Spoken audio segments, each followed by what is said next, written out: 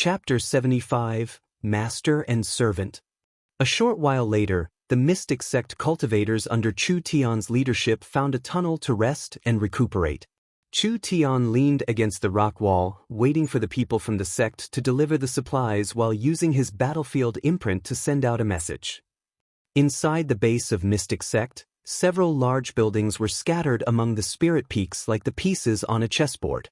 The spiritual qi lingered among the mountains and the base was enveloped in a dense fog. The situation inside could not be seen from the outside. It was clear that the base was protected by a grand array. In a courtyard located on one of the mountain peaks, the handsome and dashing Wang Yang dressed in white stood by the fish pond. He casually threw some fish food into the pond and watched the koi fish in the pond competing for it. Xiao Zhu stood behind him quietly. All of a sudden, Xiao Zhu activated her battlefield imprint and quickly checked something. She lifted her head and said, "Young master, Chu Tian encountered the mountain tiger. He invited the other party over for a visit but was rejected." Wang Yang said nothing. He finished feeding the fish and dusted off his hands. Walking over to a chair nearby, he took a seat and sipped on a cup of tea. Only then did he speak unhurriedly. "It's within my expectations. Somebody like that would not enter the base of another sect so easily." "Then, why did you invite him over, young master?" She was puzzled. He chuckled. "Many of our junior brothers and junior sisters in the sect have received his saving grace. They even profited because of him. It's only natural that we should extend a sign of sincerity. It is our choice whether or not to invite him. Likewise, it is his choice whether or not to accept the invitation." She made a non-committal sound in response. What else did the message say? Chu Tian confirms that the mountain tiger does indeed have a powerful spirit artifact in his possession. Also, that person called himself Yi. Yi. He looked pensive for a moment, then he shook his head. The name was completely unfamiliar to him. Intriguing rising stars would pop up in the cultivation world of Jianghu from time to time. Few people would know of their existence before they debuted in the world. But their light would be dazzling indeed once they began to shine. Needless to say, many rising stars would be eliminated before they could begin to shine. The cultivation world was full of dangers, especially in this chaotic Spirit Creek battlefield where countless geniuses died every year. Chu Tian also claimed that this person seemed to have mastered a defensive spiritual pattern. That spiritual pattern could be used at will during battle and was capable of defending against the attacks of a fourth-order Spirit Creek realm master. During the battle, Lu Yi had frequently activated the spiritual patterns in his arsenal.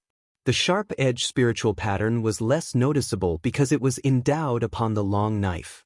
Even if it was activated, an outsider would only assume that it was a prohibition that came with the long knife. They would not think too deeply about it. On the contrary, the protection spiritual pattern was not the same. Even if the spiritual pattern would vanish in an instant, there was no concealing it from Chu Tian's intentional observation. A defensive spiritual pattern that could be used at will during battle? He was actually a little shocked now. A third-order Spirit Creek realm master? It had to be said that spiritual patterns were extremely complicated and mysterious. Therefore, it required a long time to learn and research the spiritual patterns. He himself had tried his hand at learning spiritual patterns when he was bored in the past. However, the lines and patterns recorded in the books were incredibly complicated and confusing. Reading the books left him feeling drowsy every time. It also made his head buzz painfully. In the end, he tore the book to pieces with his own hands and gave up on it. That's what Chu Tian said. The corners of his mouth twitched slightly. Which major sect did this freak come from? Wang Yang had reached the conclusion that Lu Yi was definitely a disciple from one of the top major sects who probably came to the outer circle for training due to a low cultivation base. The reason he formed such speculation was entirely due to Lu Ye's shocking performance recently. According to the data from Mystic Sect, just based on what they had seen in the past few days, no less than 29 Star Clan cultivators had lost their lives at Lu Ye's hands. Furthermore, many of them were fourth-order Spirit Creek realm masters. Being able to kill beyond one's cultivation was an indicator that a person came from a major sect. A small sect could not have produced such astounding disciples. Moreover, Lu Yi had a beast for a pet. That majestic beast was not something an ordinary person could subdue. Combined with the information that Chu Tian brought back today, Wang Yang was becoming more and more certain of his conjecture. Only a person who came from power could have such profound heritage and capability to activate a spiritual pattern in battle despite only being in the third-order Spirit Creek realm. The name, Mountain Tiger, was something Wang Yang himself came up with. That was because, in his opinion, Lu Yi was a fierce tiger climbing a mountain. This manner of letting a disciple out to roam in the wild is a bit like something that Sect in Tianzhou would do. Not to mention that there are many top spiritual pattern masters there. He murmured thoughtfully. Xiao Zhu did not know which sect Wang Yang was referring to. All she knew was that the mountain tiger with the name Yi came from an unusual background. She asked, "Young master, should we help him in secret?" "There's no need for that." He waved his hand dismissively. "He came out for training, so his survival has nothing to do with us. Why should we help him? If we don't handle this matter well, we might end up hurting him instead." Many of the major sects had the habit of letting their disciples out to roam freely. These talented disciples would leave the protection of their sects while their cultivation was still low and travel the world on their own to hone their skills. Although this manner of doing things was very risky, these people would far exceed their peers once they successfully developed their strength. That was why there was an unwritten rule in the Spirit Creek battlefield. The major sects could not retaliate even if their disciples in training were killed. This was the price they had to pay for the sake of growth. In any case, the major sects were not short of talented individuals. They generally did not grieve the death of these geniuses, unless the dead disciple was a relative of a high-ranking individual in the sect. Nevertheless, that would only count as the private act of revenge of an individual. It had nothing to do with the sect. If Wang Yang could speculate that Lu Yi was a disciple from one of the major sects, then it was only natural that Nine-Star Clan would also come to the same conclusion. Even so, the Nine-Star Clan did not give up hunting Lu Yi down. It wasn't that the Nine-Star Clan was not worried about the major sects. It was just that they knew the major sects would not trouble them over something as trivial as this.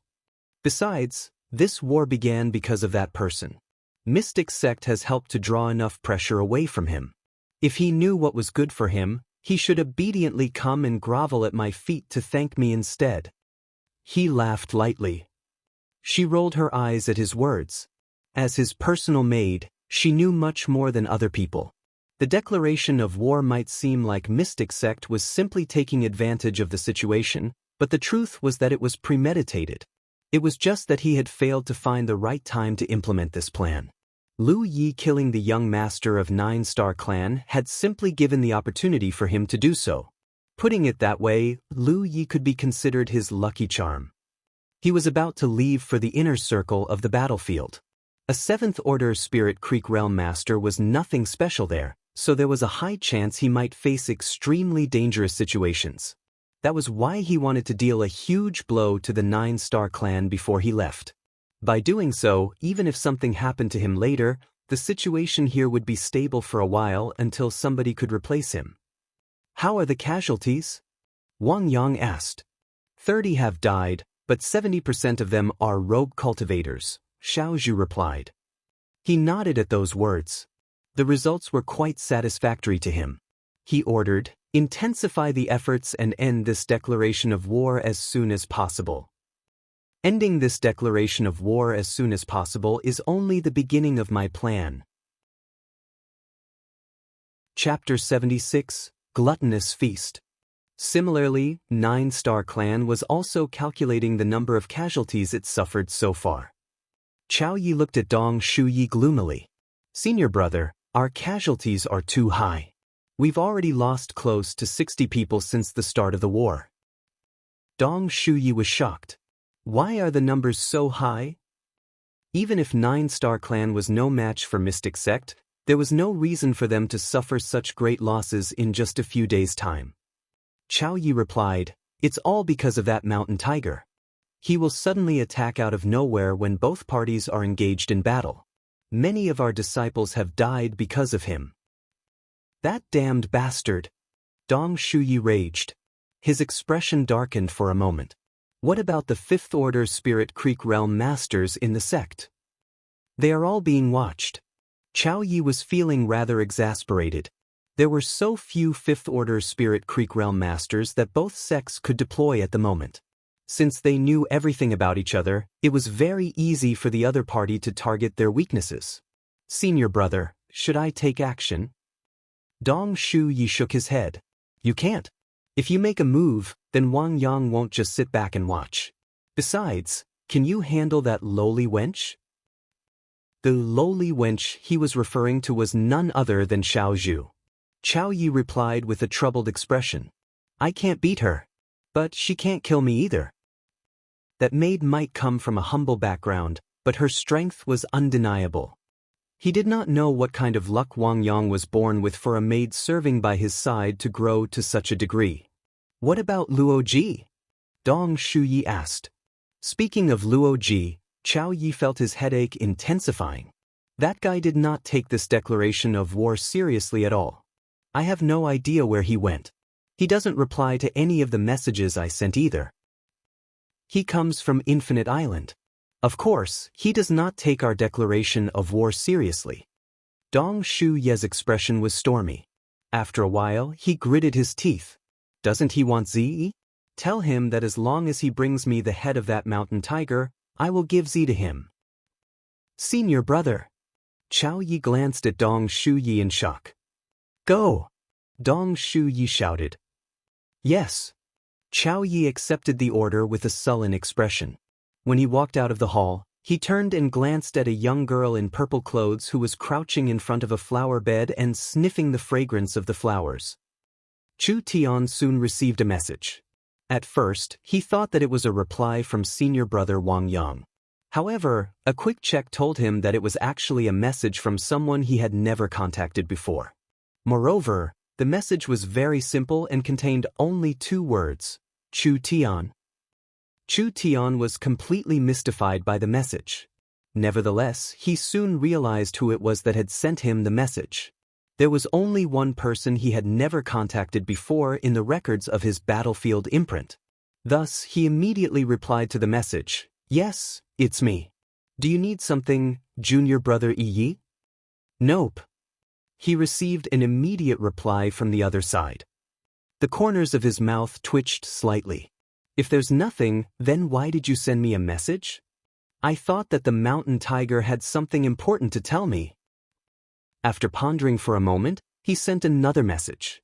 If there's something you need, junior brother Yi, please let me know. I will definitely help you if it is within my abilities. Like a rock sinking into the sea, his message received no response whatsoever. On the other side, Lu Yi hid in one of the tunnels and perceived his battlefield imprint with a strange expression. He was feeling a little odd. Does this count as my first friend in my contact list? I really do not understand how this world works. Ever since I entered the Spirit Creek battlefield, one strange thing after another has been happening without pause. Fortunately, his investigation indicated that communicating with Chu Tian would not reveal his real name. That made him feel slightly relieved. Ignoring Chu Tian's message, he took some spirit pills to restore his strength. The consumption during the previous battle was not high, so he recovered completely in less than half a day's time. Be that as it may, he did not stop there. He continued to consume spirit pills to try and break the barrier of one of his spiritual points instead. Even though he was only in the 3rd Order Spirit Creek realm, he had already unlocked 28 spiritual points. The extra spiritual point was the spiritual point recorded in the Gluttonous feast. He had cultivated the Golden Liberation technique to completion. Since he did not have any higher-grade cultivation techniques in his possession, he had no way to further his cultivation. After mulling over this issue, he decided to cultivate the Gluttonous feast. This cultivation technique was something he bought for 3 spirit stones. It included 15 spiritual points, and most of these points overlapped with the Golden Liberation technique. There were only 2 spiritual points in the Gluttonous Feast that were not included in the system of the Golden Liberation Technique. There was nothing better to do anyway, so starting from a few days back, he began to wonder about the Gluttonous Feast. Now that he had successfully unlocked 1 spiritual point, he would be able to see the truth behind this cultivation technique once he unlocked 1 more spiritual point. According to the cultivator who sold this cultivation technique, this cultivation technique could double a person's cultivation efficiency. It was just that Lu Yi felt certain that he had been ripped off. There could not exist such a heaven-defying cultivation technique. Even if there was, it would not be sold so casually. Either way, the 2 extra spiritual points were real. If he unlocked 2 spiritual points now, then he could unlock 2 less spiritual points when cultivating a higher-grade cultivation technique in the future. In any case, he cultivated this cultivation technique with the mindset that he had nothing to lose. His spiritual power surged and repeatedly slammed into the barrier of his spiritual point. Compared to the time when he first started cultivating, it was much easier for him to break through the barriers of his spiritual points now. That was because he had accumulated enough spiritual power in his body. With every impact, the barrier of his spiritual point would weaken even more. A feeling of soreness also spread out from his spiritual point. Approximately 2 hours later, he abruptly felt the barrier around his spiritual point shattering. He had unlocked his 29th spiritual point. What came next was simple. In order to operate a set of cultivation techniques, he had to allow his spiritual power to flow according to the training course of the cultivation technique. Seeing as 15 of the spiritual points in the Gluttonous Feast overlapped with a large part of the Golden Liberation Technique, he first had to stop the operation of the Golden Liberation Technique to operate the Gluttonous Feast. There was no need to cut off the 3rd microcosmic orbit since those 9 spiritual points were not included in the training course of the Gluttonous Feast. He had never done anything like interrupting the operation of his spiritual power before. However, he discovered that it was actually a very simple task after experimenting for a bit. The microcosmic orbit circulation system was produced by the rapid flow of his spiritual power passing through his 9 spiritual points. As long as he stabilized the rapidly flowing spiritual power, the flowing spiritual power would return to their respective spiritual points and become quiet again. He tried making his spiritual power flow once more. It only took a moment for it to return to its original state. Now that he had a plan in mind, he relaxed considerably and became much bolder as a result. He calmed the flowing spiritual power of the first 2 microcosmic orbit circulation systems in his body once more. When all his spiritual power had returned to his spiritual points, he began directing his spiritual power through the 15 spiritual points in sequence according to the training course of the Gluttonous Feast. The first circulation, the second circulation. Gradually, the speed of his spiritual power flow became faster and faster until it could operate independently without his urging. An idea came to him all of a sudden. He hurriedly took out a spirit pill and swallowed it. In the next moment, the squirming in his abdomen became more apparent. It felt as though his entire lower abdomen had turned into a millstone. The spirit pill that he swallowed quickly released its pill power and transformed into spiritual power under the grinding of the millstone. He jerked open his eyes with a shocked expression. He abruptly realized that the person named Qin He who sold him this cultivation technique had not been lying. The Gluttonous Feast could actually double a person's cultivation efficiency. Chapter 77, Flights of Fancy. The pill power was released at a much faster rate than before. In this way, it was a given that the efficiency of refining spirit pills would be improved. Chen He had been speaking the truth. No wonder he dared to swear on the heavenly oath in front of me. However, Lu Yi quickly understood why this cultivation technique was being sold all over the place. The Gluttonous Feast was certainly capable of doubling a person's cultivation efficiency. Although it sounded extremely overpowered at first, the truth was that cultivators would accumulate pill poison when they cultivated through the use of spirit pills. Once the pill poison began to build up, the spiritual power in their bodies would become murky and obscure. The more spirit pills they refined, the more apparent this situation would become. Therefore, cultivators would stop taking spirit pills after cultivating for some time. They had to figure out a way to remove the pill poison from their bodies instead. In other words, under normal circumstances, it made no difference to a cultivator whether their efficiency of refining spirit pills was fast or slow. Rather, there were benefits to being slower. But Lu Yi was different. He had the skill tree which could burn away the pill poison, so a spirit pill would only be transformed into spiritual power. Moreover, his spiritual power was much purer than what most cultivators could achieve despite their best efforts. In this way, the Gluttonous Feast's effect of improving cultivation efficiency was the real deal to him. It could be said that the combination of the skill tree and the Gluttonous Feast was simply a match made in heaven. Upon realizing this fact, he couldn't help feeling a little excited. With this, he would undoubtedly save a lot of time on cultivation in the future. This also meant that he was destined to go even further on the road of cultivating through the use of spirit pills. The pill power of one spirit pill was quickly exhausted. In return, his body gradually filled with spiritual power. It might be that he had just finished a cultivation session, but his stomach began to growl. He immediately took out some food from his storage bag and ate heartily. All of a sudden, he noticed something interesting. His ability to digest his food had also become much stronger. The 15 spiritual points of the Gluttonous Feast were all distributed around the stomach area. When the cultivation technique was in operation, his entire stomach would squirm violently as though it was a millstone. The mighty grinding force not only quickened the refinement of the pill power but also the digestion of food. After a series of investigations, he discovered the principle behind how the Gluttonous Feast worked. It was not as simple as mere digestion. Rather, it was more about gathering. There was no point in digestion without absorption. Only through absorption could the cultivation efficiency truly be improved. From what he could perceive, he suddenly realized that he would get a pattern that seemed rather familiar to him if all 15 spiritual points were connected in a specific sequence. He briefly thought about it, then he lifted a hand and activated his spiritual power to construct a spiritual pattern. It was the third spiritual pattern that he obtained, gathering spirits.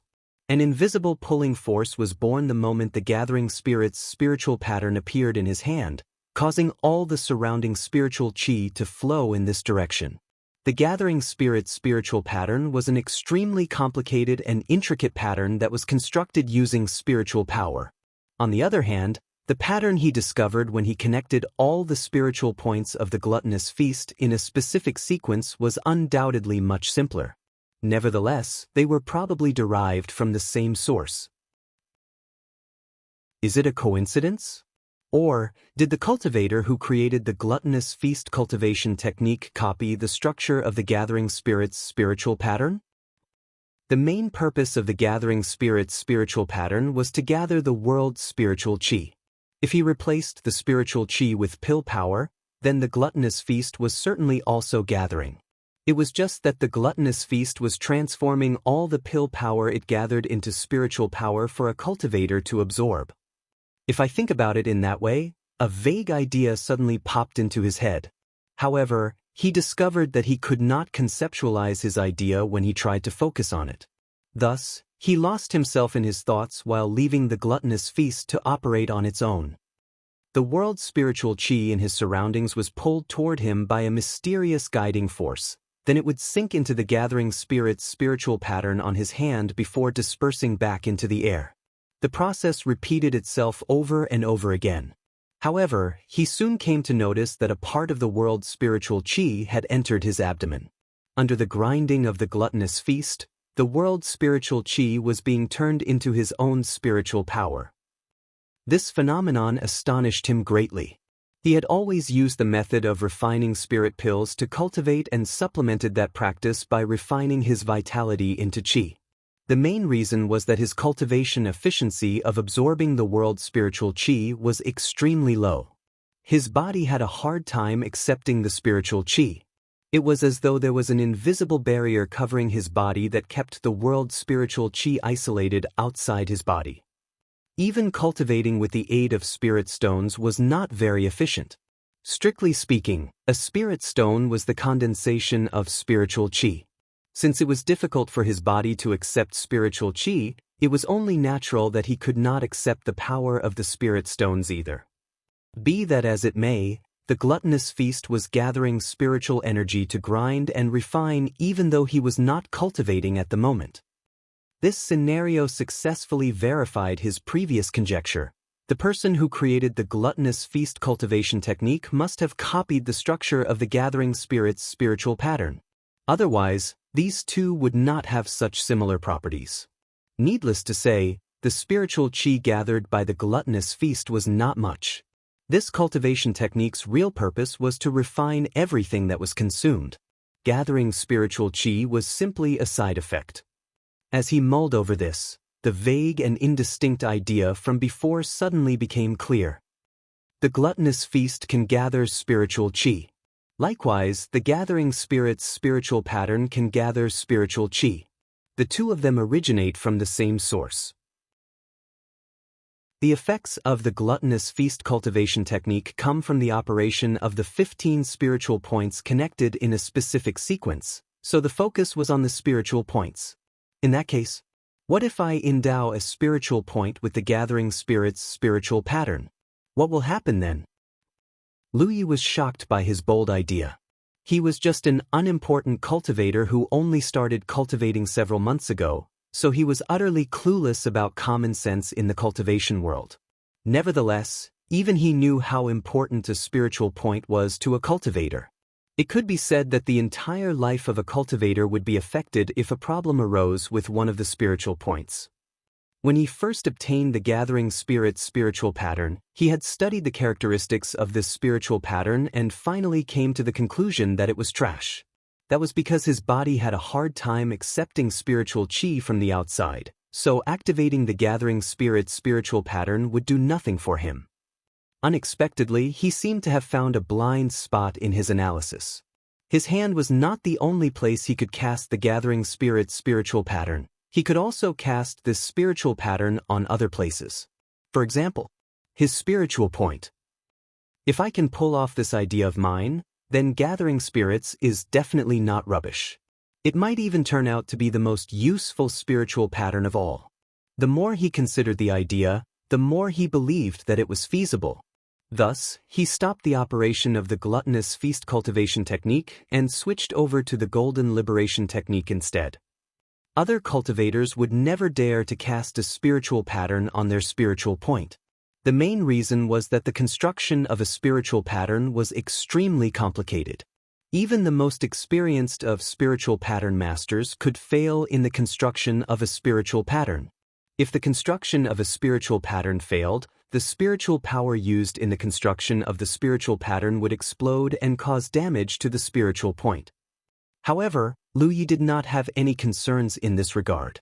He currently mastered 3 spiritual patterns. Every time he obtained a new spiritual pattern, a large amount of information regarding the spiritual pattern would be forcibly poured into his head. Therefore, there was no precedent of him failing to construct a spiritual pattern before. Even if that was the case, he did not dare to try anything on his source spiritual point and chose a different spiritual point instead. The source spiritual point was the most important spiritual point of them all. If something went wrong with it, then it really was over for him. On the other hand, he might still have a way to remedy the situation if something happened to the other spiritual points. Perceiving the location of the spiritual point, he moved his mind gently and activated his spiritual power to bless his spiritual point with the gathering spirit's spiritual pattern. Contrary to his expectations, the gathering spirit's spiritual pattern was dissipated by the spiritual power flowing through his body in an instant. It needs some adjustment. I cannot cast the spiritual pattern inside my spiritual point, or there will be no way to maintain it. Chapter 78, A Small Funnel. Despite numerous attempts and countless failures, Lu Yi did not become discouraged. Instead, he became more and more excited. That was because he was accumulating experience with every failure he faced. The hardest part about casting the gathering spirit's spiritual pattern on a spiritual point was the surging of his spiritual power. The spiritual power flowing through the circulation would wash the gathering spirit's spiritual pattern away. Therefore, he needed to avoid the flood of his spiritual power if he wanted to cast the Gathering Spirit's spiritual pattern on a spiritual point. There was no chance of success otherwise. Unfortunately, this would create another problem. If the constructed spiritual pattern was located too far away from the spiritual point, then it would not have much of an effect. For example, if he constructed the spiritual pattern on his hand, the spiritual pattern would function to gather the spiritual qi. It was just that his body had difficulty in accepting spiritual qi from an external source, so he had no way of converting the spiritual qi into his own spiritual power. It was necessary that he found the balancing point which would allow the spiritual pattern to function perfectly while also maintaining the balance of the spiritual pattern. Fortunately, the consumption of constructing the Gathering Spirit's spiritual pattern was not high. That was something he already discovered when he first obtained the spiritual pattern. He was still unsuccessful 4 hours later. Therefore, he decided to try changing the shape of the spiritual pattern. Under normal circumstances, a spiritual pattern would be displayed as a flat surface when constructed. It was impossible for a person to make changes to a spiritual pattern unless that person had extremely profound attainments in this field. Although Lu Yi did not have the knowledge that came from researching spiritual patterns, a huge amount of information regarding the respective spiritual patterns had flooded his mind when he obtained these spiritual patterns. That knowledge had given him great insight into the mysteries of these spiritual patterns. When it came to the 3 spiritual patterns that he had mastered, he was perfectly capable of changing their forms. All he lacked was the practical experience of actually doing it. After another round of numerous attempts, he finally formed a Gathering Spirit's spiritual pattern approximately half a day later. This time around, this spiritual pattern was no longer dissipated by the flow of his spiritual power. I did it. He looked ecstatic. Silently perceiving the state of his body, he could sense that the surrounding world spiritual qi was pouring into that spiritual point and being converted into his spiritual power under the influence of the spiritual pattern. At this moment, the Gathering Spirit's spiritual pattern had been transformed into the shape of a funnel. When he cast this spiritual pattern on his spiritual point, the tip of the funnel would poke into his spiritual point on the smallest margin possible. In other words, the spiritual qi gathered from the outside world would be injected into his spiritual point through this tiny funnel and directly converted through the flow of his spiritual power. There was no need for the spiritual qi to pass through his body. In this way, it didn't matter whether his talent in cultivation was 1 leaf or 64 leaves, it would not affect the effect of the Gathering Spirit's spiritual pattern. I'm such a genius. He couldn't resist praising himself in his heat. Although he succeeded in casting the Gathering Spirit's spiritual pattern on his spiritual point and also allowed his body to begin absorbing the world's spiritual qi, the effects of the Gathering Spirit's spiritual pattern were very small and limited due to the small size of the spiritual pattern. Nevertheless, it was only 1 spiritual point.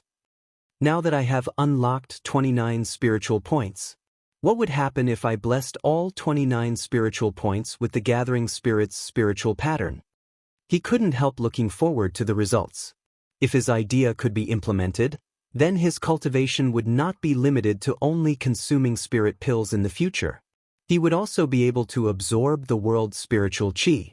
Not only would it save a lot on cultivation resources, but it would also improve his cultivation efficiency at the same time. As soon as this idea appeared in his head, he could not suppress his excitement and immediately began experimenting. The second time was much easier after his first successful attempt previously. It didn't take him longer than an hour before he managed to cast a small funnel-like spiritual pattern on his second spiritual point, then his third spiritual point, followed by his fourth spiritual point. He was gradually getting better with practice. He began to notice a faint effect when he reached his 10th spiritual point.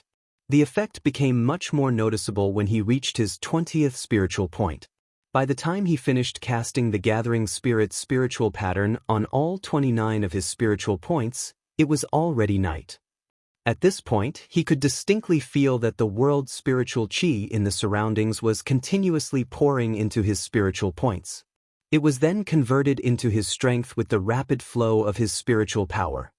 The gathering spirit's spiritual pattern could be maintained for a long time since it was constantly gathering the world's spiritual qi to replenish itself. In principle, the gathering spirit's spiritual patterns in his body would last forever as long as he himself did not take the initiative to disperse them. Needless to say, this was impossible to actually achieve in reality.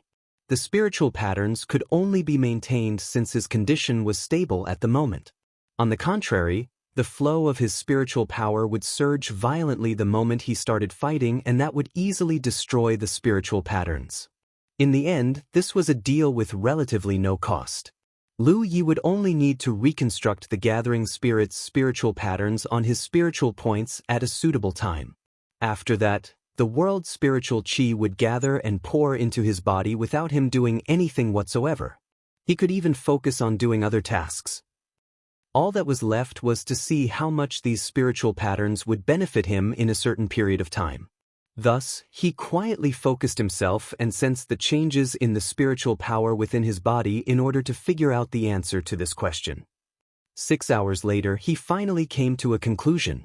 If he maintained the spiritual patterns on all of his 29 spiritual points for a day and a night, then the benefits he obtained were almost equivalent to consuming a spirit-restoring pill. It was not a lot but not little either. It had to be said that this was only the effects coming from 29 spiritual points. There were as many as a total of 360 spiritual points in a cultivator's body. If he could endow all 360 spiritual points with the gathering spirits one day, then the benefits he would gain would be monumental. He currently had a lot of spirit-restoring pills in his possession. Not to mention that he also had the auxiliary cultivation technique Gluttonous Feast, as well as the support of the gathering spirit's spiritual pattern. He was feeling extremely eager and couldn't wait to find a place to retreat and cultivate until he reached the 9th Order Spirit Creek realm. Unfortunately, what made him feel extremely helpless was that he did not have a suitable cultivation technique on hand. The Golden Liberation technique that he previously received from Manager Yang could only be used up to the 3rd Order Spirit Creek realm. He originally planned to wait until he arrived at the next city and see if he could buy a cultivation technique from the Divine Trade Association. For this reason, he had sold 4 pieces of yuan metal ore during his journey and saved more than 200 spirit stones. Who could have expected that he would temporarily be unable to escape from the split sky gorge? This is a bit troubling. After pondering over it for a while, Lu Yi lifted his hand, touched his battlefield imprint, and sent out a message. Chu Tian was meditating and recovering his strength when a message arrived suddenly. He hurriedly checked the message and saw that it was from Lu Yi. Having learnt from his lesson during the day, he cautiously replied with a single sentence. Junior brother Yi, can I help you? Do you have any black-grade cultivation techniques? Sell me one. Chu Tian was very puzzled.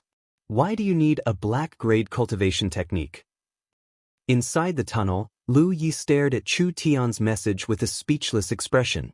Is this guy an idiot? Even so, he patiently replied, to cultivate. Chu Tian couldn't help scratching his head in bewilderment when he saw Lu Ye's reply. A short while later, a message was sent to Mystic Sect's base. Wang Yang glanced at Xiao Zhu in surprise. Is the information true? Xiao Zhu nodded. It's a message from Chu Tian. It should be true. He seriously considered the matter for a moment and couldn't help snorting with laughter. That truly is the style of those major sects. The disciples who are sent out for training have to rely on themselves completely, so they don't even receive any cultivation techniques. It looks like he was previously cultivating a yellow-grade cultivation technique. Now that he has completed the 3rd Order Spirit Creek realm, he needs to switch to a new cultivation technique. Chu Tian is waiting for a reply. How should I answer? It's just a set of cultivation techniques that can be found anywhere. Just give it to him. Also, ask Chu Tian to ask him about his element. Okay. She nodded in response. These disciples from the major sects seem to be quite pitiful. Our sect might only be in the 9th tier, but our senior brothers and senior sisters will help us during the early stages of our cultivation. We don't have to suffer through so many hardships. By the way, don't just give it to him. The major sects hate that the most. Sell it to him, but don't charge him too many spirit stones. He is probably very poor. I got it. Chapter 79, Luo Ji of Infinite Island. Inside the tunnel, the very poor Li was currently taking inventory of all his assets. He only had slightly over 200 spirit stones. He did not know if that was enough for him to purchase a set of cultivation techniques. If that's not enough, he took out the small bell spirit artifact from his storage bag. That was something the young master of 9-star clan used to own, so it was probably worth quite a lot. In the worst case, he could use this to offset his debt. If that did not work, then he could always use his yuan metal or... He still had the storage bag that belonged to the young master of 9-star clan. There should be a lot of good things inside. It was a pity that he could not open it. Having said that, many Mystic Sect cultivators benefited from my actions over the past few days. It's only reasonable that Mystic Sect should give me a small discount, right? Chu Tian sent another message to ask about Lu Ye's element. Lu Yi answered honestly. There was no need to conceal this. Besides, it was very important for a set of cultivation techniques to match well with his element. A short while later, Chu Tian sent another message to inform Lu Yi that he would provide the exact details tomorrow at the earliest and the day after tomorrow at the latest, since it would take some time for the cultivation technique to be delivered from the base. Lu Yi responded that it was no problem. After that, he ended the correspondence with Chu Tian and got up to get ready for sword practice. Even though he had been fighting continuously these days, he never stopped his sword practice. That was because he could tell that this most basic training had been of great help to him, and the success of something like that depended on perseverance. However, before he could draw his knife out of its sheath, the roar of a tiger rang out all of a sudden. He immediately turned to look behind him and saw Amber's figure rushing toward him in a miserable state. He, who had been monitoring the other side of the tunnel, came running over too. She glanced at him before hiding inside the rock wall. Meanwhile, Amber ran over to Lu Yi, turned around, and lowered its body. There was a wound that could not be considered too serious on its body. It faced forward and let out a mighty roar. A figure slowly appeared from there. Lu Yi activated his spiritual power to check on the other party's aura while making a decision in his heart. If the opponent is a 5th-order Spirit Creek Realm Master, we'll withdraw immediately. If the opponent is any lower than a 5th-order Spirit Creek Realm Master, then I'll slaughter him with no mercy. He frowned slightly when he saw the aura surrounding that person. Judging by the luster of the aura, that person was no more than a cultivator in the 2nd-order Spirit Creek realm. What puzzled him was that the aura around that person was very different from an ordinary 2nd-order Spirit Creek Realm Master. Not only was it extremely pure, but it also gave off a very solid feeling. It sure wasn't easy to find you. That person stood 30 meters away from Lu Yi and smiled. In the darkness of the night, his pearly white teeth stood out conspicuously. That person was not very old. He might even be younger than Lu Yi by a year or two. In addition, he did not have a burly stature. Even so, he made all the nerves in Lu Yi's body tense in apprehension just by standing there calmly. Lu Yi had fought many battles against the cultivators of 9-star clan over the past few days. He might not be able to accurately judge whether his opponent posed a threat to him, but he would get a vague sense of danger. This 2nd-order Spirit Creek Realm Master must have some sort of unique characteristic for him to make me feel so stressed. Mountain Tiger? That person spoke first. Without waiting for Lu Yi to respond, he went on to introduce himself. Luo Ji of Infinite Island. Lu Yi immediately recalled that Chu Tian had mentioned this person to him during the day. He did not question where Infinite Island was at the time, but judging from Chu Tian's manner of speech, it was probably a very powerful force. A cultivator who came from such a background was bound to have an extraordinary heritage. That was why he immediately leaped forward the moment the other party finished the introduction. The long knife came out of its sheath and he ran toward the man. Kill first, think later. He had managed to kill a 4th-order Spirit Creek Realm Master when he was only in the 2nd-order Spirit Creek Realm Master. Now that he was in the third-order Spirit Creek realm, why would he be afraid of somebody in the second-order Spirit Creek realm? His legs that were pumping with spiritual power rushed forward at a rapid speed, shortening the distance of 30 meters in an instant. His spiritual points made a crackling sound as the gathering spirit's spiritual patterns he previously constructed were all shattered under the violent surging of his spiritual power. Reckless man.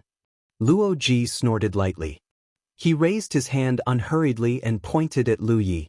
White flare. When those words left his mouth, a small fluorescent light appeared on his finger.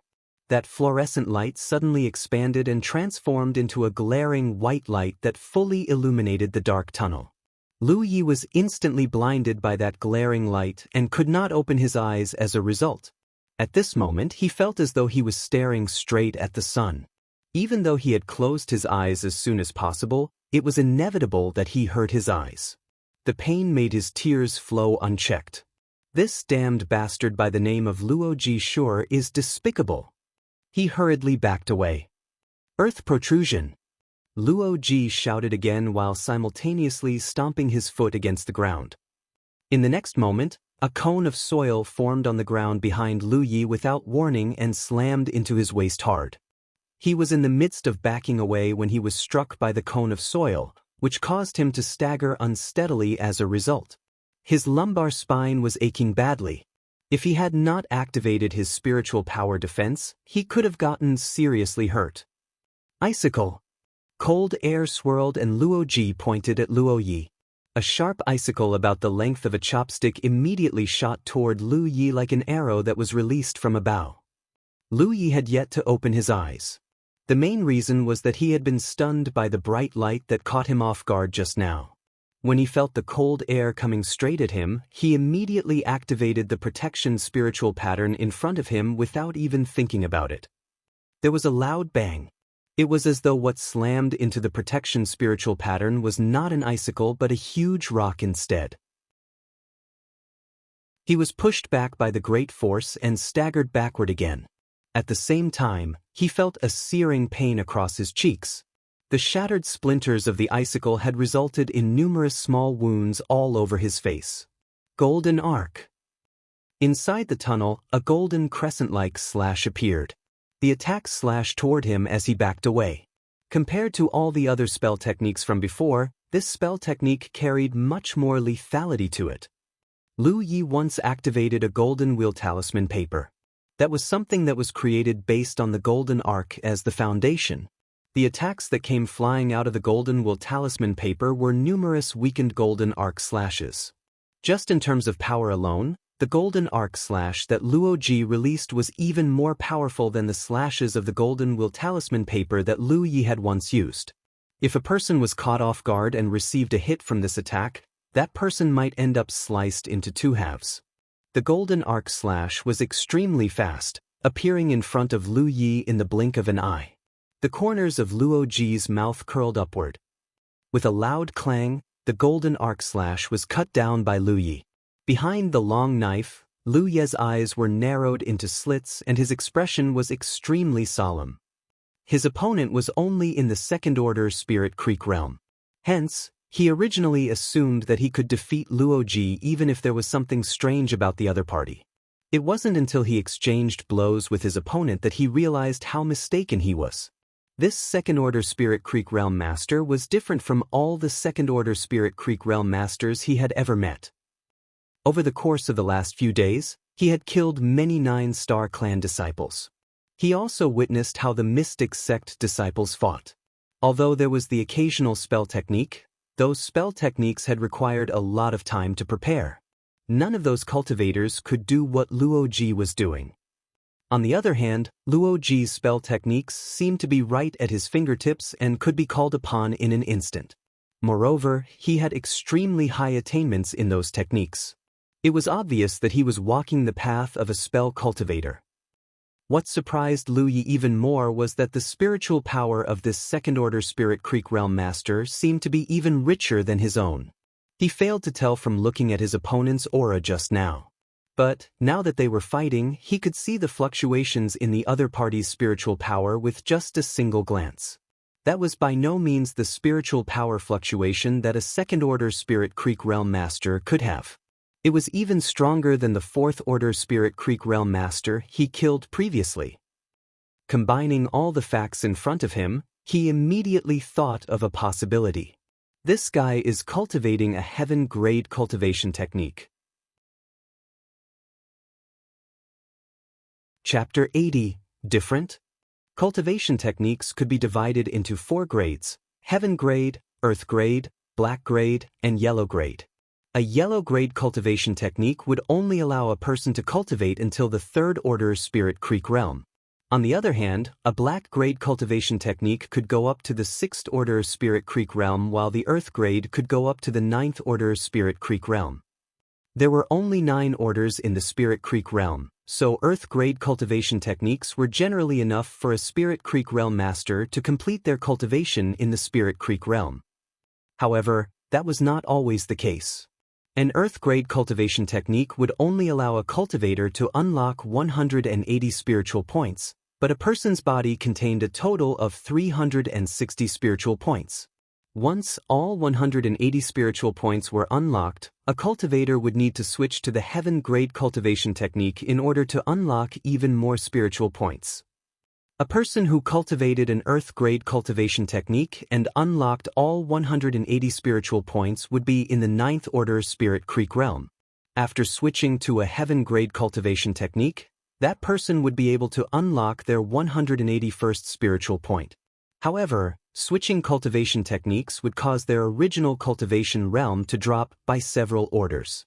That was because 180 spiritual points were only equivalent to the 6th order Spirit Creek realm according to the division of a heaven grade cultivation technique. In short, how many spiritual points a cultivator unlocked was not the criterion for determining a person's cultivation.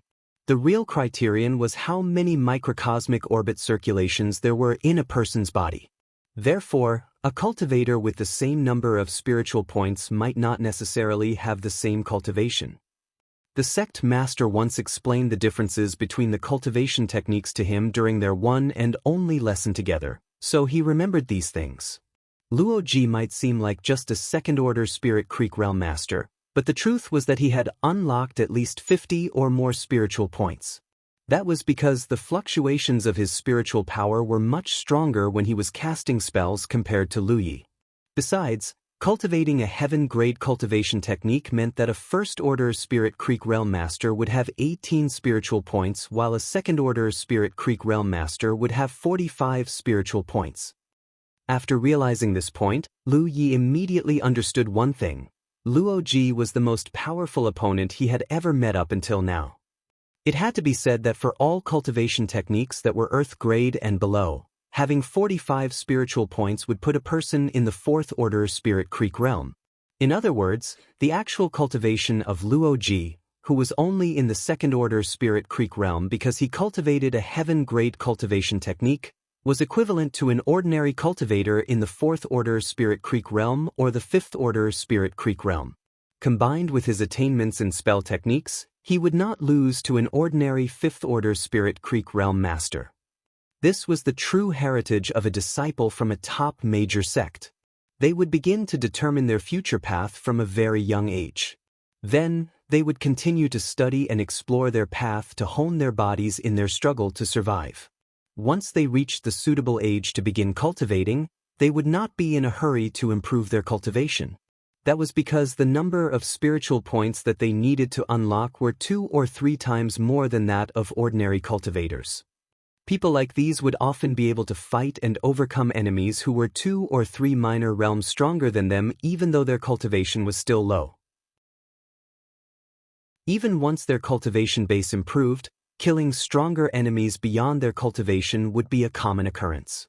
People like these would become supreme powerhouses once they fully developed their skills. Lu Yi had the privilege of meeting a future supreme cultivator. The confrontation that lasted for only a moment ended in his complete defeat. He had rushed forward the moment Luoji appeared. However, his opponent's consecutive spell techniques had forced him back to his starting position again. The kingly way for a combat cultivator like him to confront a spell cultivator was to shorten the distance between them, but it was clear that it would not be easy to approach Luo Ji so easily. "Which sect are you from, you reckless man?" Luo Ji did not pursue victory just because he had the chance to win. It was not that he was underestimating Lu Yi. It was just that the current environment was simply not suited for a combat cultivator like Lu Yi to flourish. On the contrary, the environment would allow his spell techniques to become a greater threat. The ability to use spell techniques was extremely advantageous in the early stage of cultivation, especially seeing as the tunnel was too narrow for Lu Yi to maneuver about freely. It was obvious that Lu Yi had also noticed this. Although retreating through the rear exit was the correct thing to do at the moment, he had no intention of doing so. That was because he had the vague feeling that if he retreated now, he would never have the courage to face Luo Ji directly when they encountered each other again in the future. Besides, it could be inferred from what this person first said at the beginning that this person came here specifically to find him. There is no avoiding this. In that case, my only option is to fight. So what if the other party has a great heritage? Don't I have one too? When it comes down to it, all Luo Ji can cast are some small-scale spell techniques. The protection spiritual pattern can stop those attacks. Lu Yi tightened his grip on the knife he was holding in his right hand and leaned forward slightly. He shifted so that his center of gravity was lowered and assumed the posture of a cheetah that was about to pounce. Taking a deep breath, the spiritual power in all three of his microcosmic orbit circulation systems began to churn violently. He suddenly rushed forward in the next moment, causing the gravel under his feet to fly. "White flare!" Luo Ji shouted. Lu Ye's eyes were still aching from when he suffered because of this attack previously. Therefore, he immediately squinted and simultaneously raised his left hand to block his eyes when he heard Luo Ji's shout. However, there was no strong burst of light. A frosty icicle came shooting at him instead. At the same time, he heard Luo Ji's mocking laughter. "I lied. Damned bastard." He raged, finally understanding why his opponent would shout the name of the spell technique before casting the spell technique. It was all in preparation for this moment. Truly an insidious man. Raising his knife and slashing out, he shattered the icicle. Immediately following behind the first icicle was a rain of icicles. The sound of things flying through the air rang out endlessly. The other party seemed capable of releasing multiple spells in quick succession with no need for rest. If he had not seen this for himself, he would have suspected the other party of sneakily activating an ice-type spirit talisman paper. A series of clanging noises rang out. The knife in Lu Ye's hand danced as he smashed down the icicles coming at him. He had no choice but to use the protection spiritual pattern to block those icicles that he failed to cut down in time. It was very difficult for him to progress forward. The tunnel started to become cold from the large amount of ice chips that were scattered everywhere. A whole 10 seconds passed. During that time, he only managed to move 3 steps forward. The icicles that came flying at him carried a huge impact that greatly hindered his progress as a result. Yi's small head suddenly popped out of the rock wall behind Luo Ji. However, Luo Ji immediately turned around to look at her before she could even make a move. It was as though he had eyes at the back of his head. He concurrently lifted a hand to point at her and a golden arc slash flew out at her. She let out a scream and quickly retracted her head. "Roar!" Amber roared. It seemed to think that he had been injured. This tiger roar was clearly a little different from the usual. When the tiger roar reverberated through the tunnel, Lu Yi felt as though his head was smashed by a small hammer. Opposite him, Luo Ji staggered slightly and muttered in surprise. "A spirit beast." Luo Ji had seen Amber before but did not bother to pay attention to the tiger.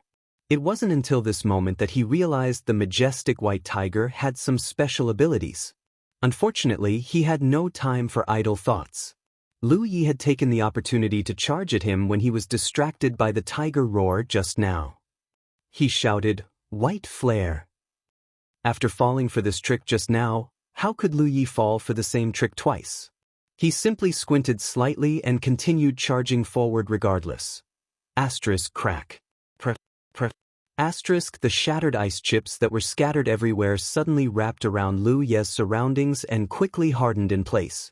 It seemed like Luo Ji was planning to freeze Lu Yi inside that block of ice.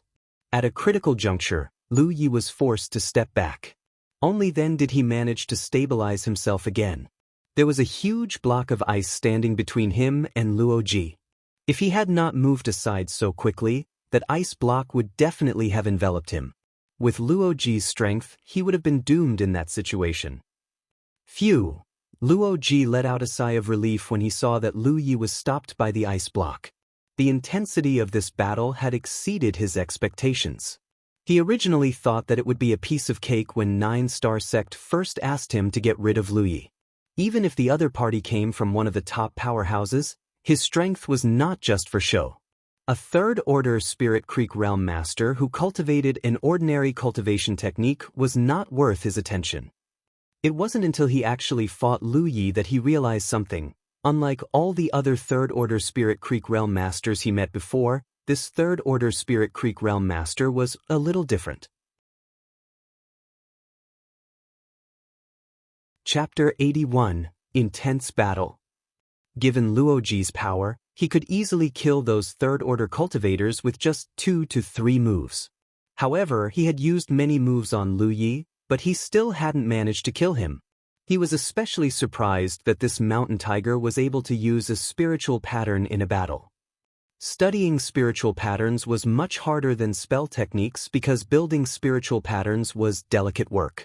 Any slight mistake would lead to failure, not to mention activating them in a battle. Normally, only experienced spiritual pattern masters were able to do that. However, Lu Yi was just a young man, but he was already adept at using one. Through his observation, Luo Ji could confirm that Lu Yi had mastered a defensive spiritual pattern, which could fend off his icicle technique. Furthermore, Lu Yi was able to use it as he pleased. That revelation made him stop looking down on Lu Yi. Before leaving his sect, his senior brothers had warned him not to be complacent and underestimate any enemy.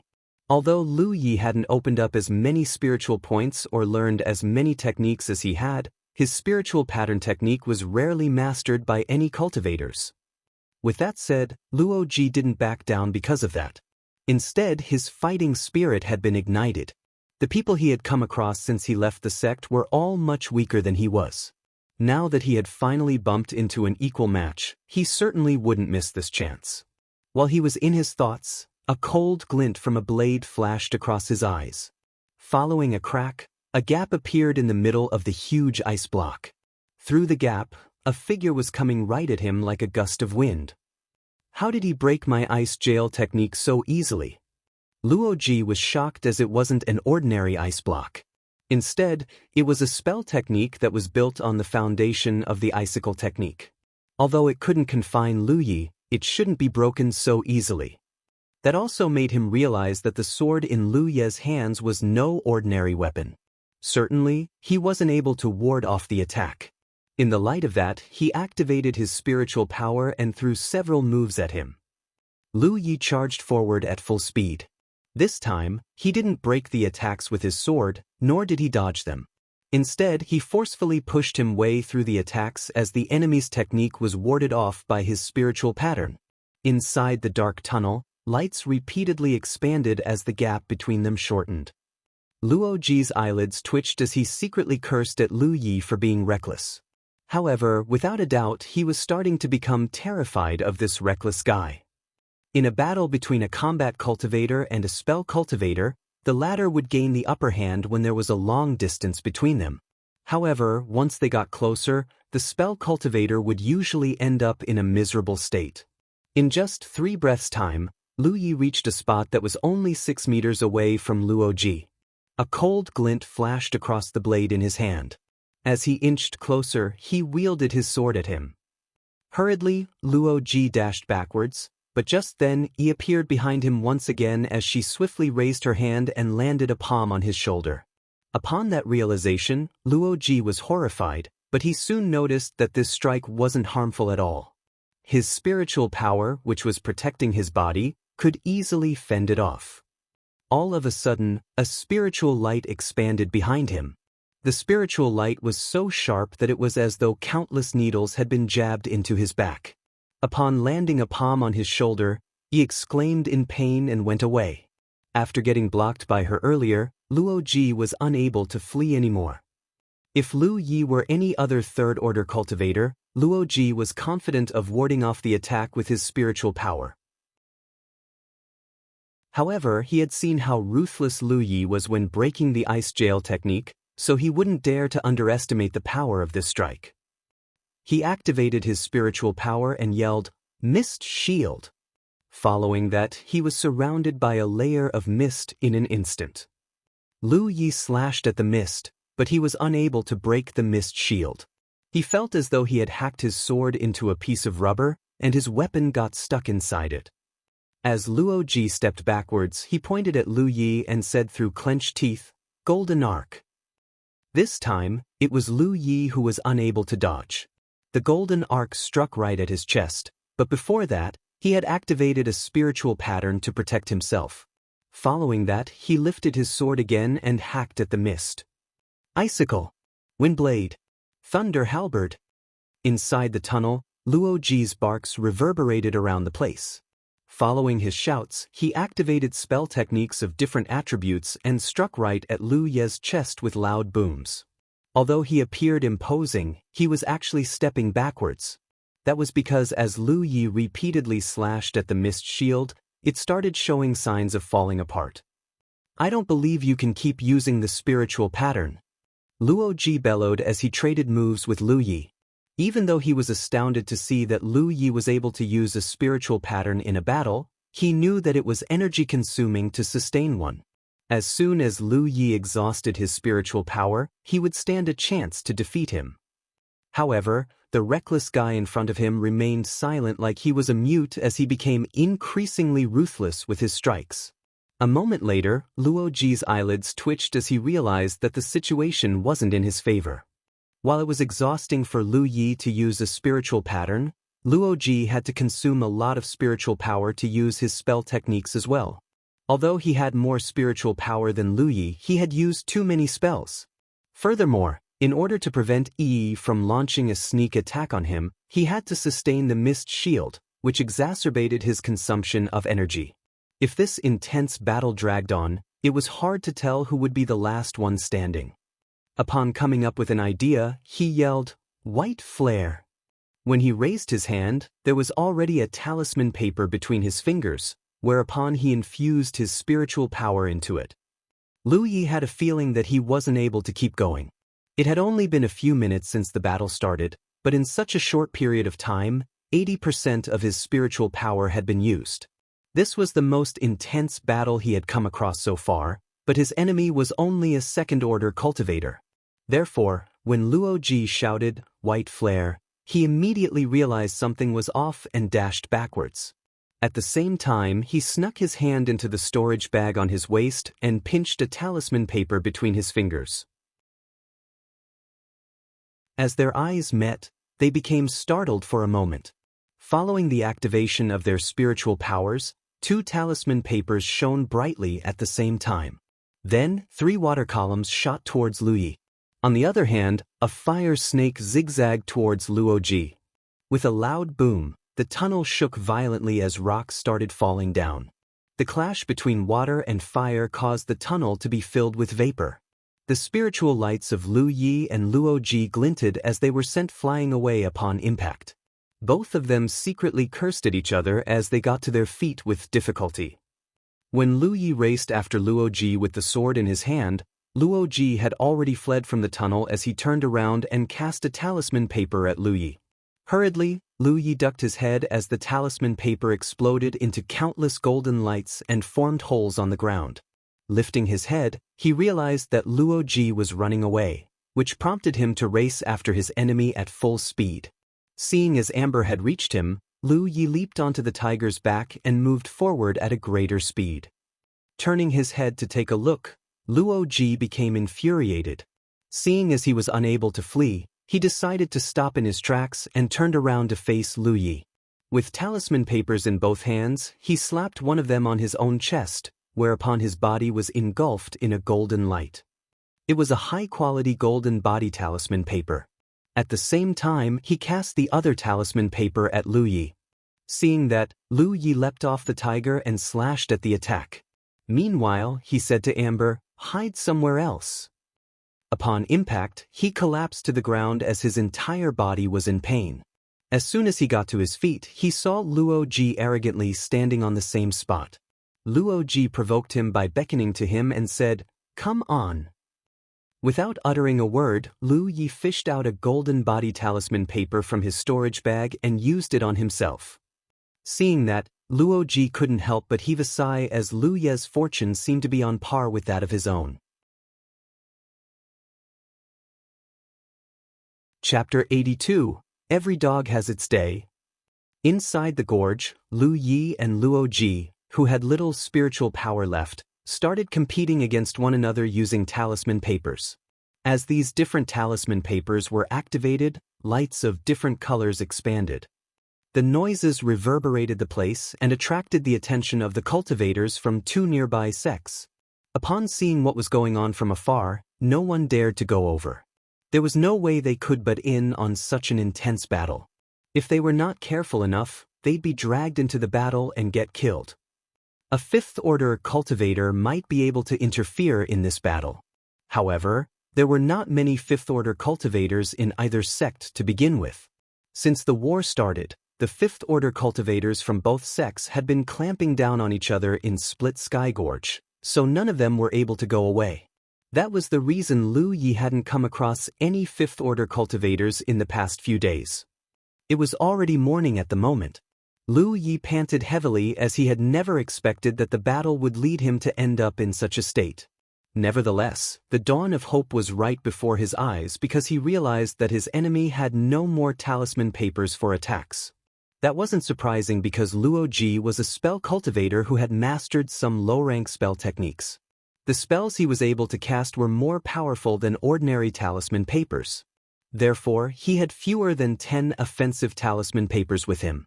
Most of his talisman papers were for defense. After an intense battle with Lu Yi, he had used up all of his offensive talisman papers, which made him feel humiliated. He was taught that a spell cultivator shouldn't even use talisman papers because that was a sign of incompetence, but now he would rather be called incompetent than get killed by a reckless guy. Seeing as Lu Yi was charging towards him with a sword, he felt horrified and immediately turned around to flee. However, he could hear that Lu Yi was getting closer to him. Turning his head, he realized that Lu Yi was riding on the snow-white tiger again. "How shameless," he secretly cursed. At the same time, he barked, "Stop running after me. Otherwise, I'll teach you a lesson." Certainly, Lu Yi wouldn't care about such a laughable threat as the tiger charged forward at a greater speed. "You're forcing me to do it," Luo Ji said through clenched teeth. Upon whirling around to face Lu Yi, he fished out something from his storage bag. Lu Yi had no idea what Luo Ji had taken out, but the latter's posture made him feel that he was in danger. While he was in his thoughts, Luo Ji had tossed the thing at him. Upon closer look, he realized that it was a square seal the size of a palm. The seal was translucent and white, but it wasn't certain what material it was made from.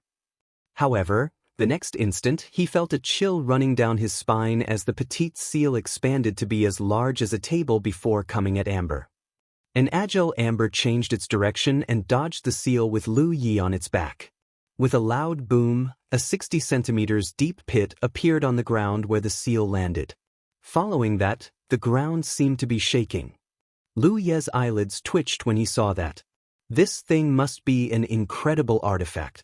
If he and Amber were struck by it earlier, they would have become mashed meat. Amber attempted to bring Lu Yi to pounce on Luo Ji. However, even though the seal was large, it was actually dexterous. It repeatedly fell from the sky as the tiger dodged it with difficulty. There were times when they almost got struck by it. "Run!" Lu Yi, who was on Amber's back, yelled.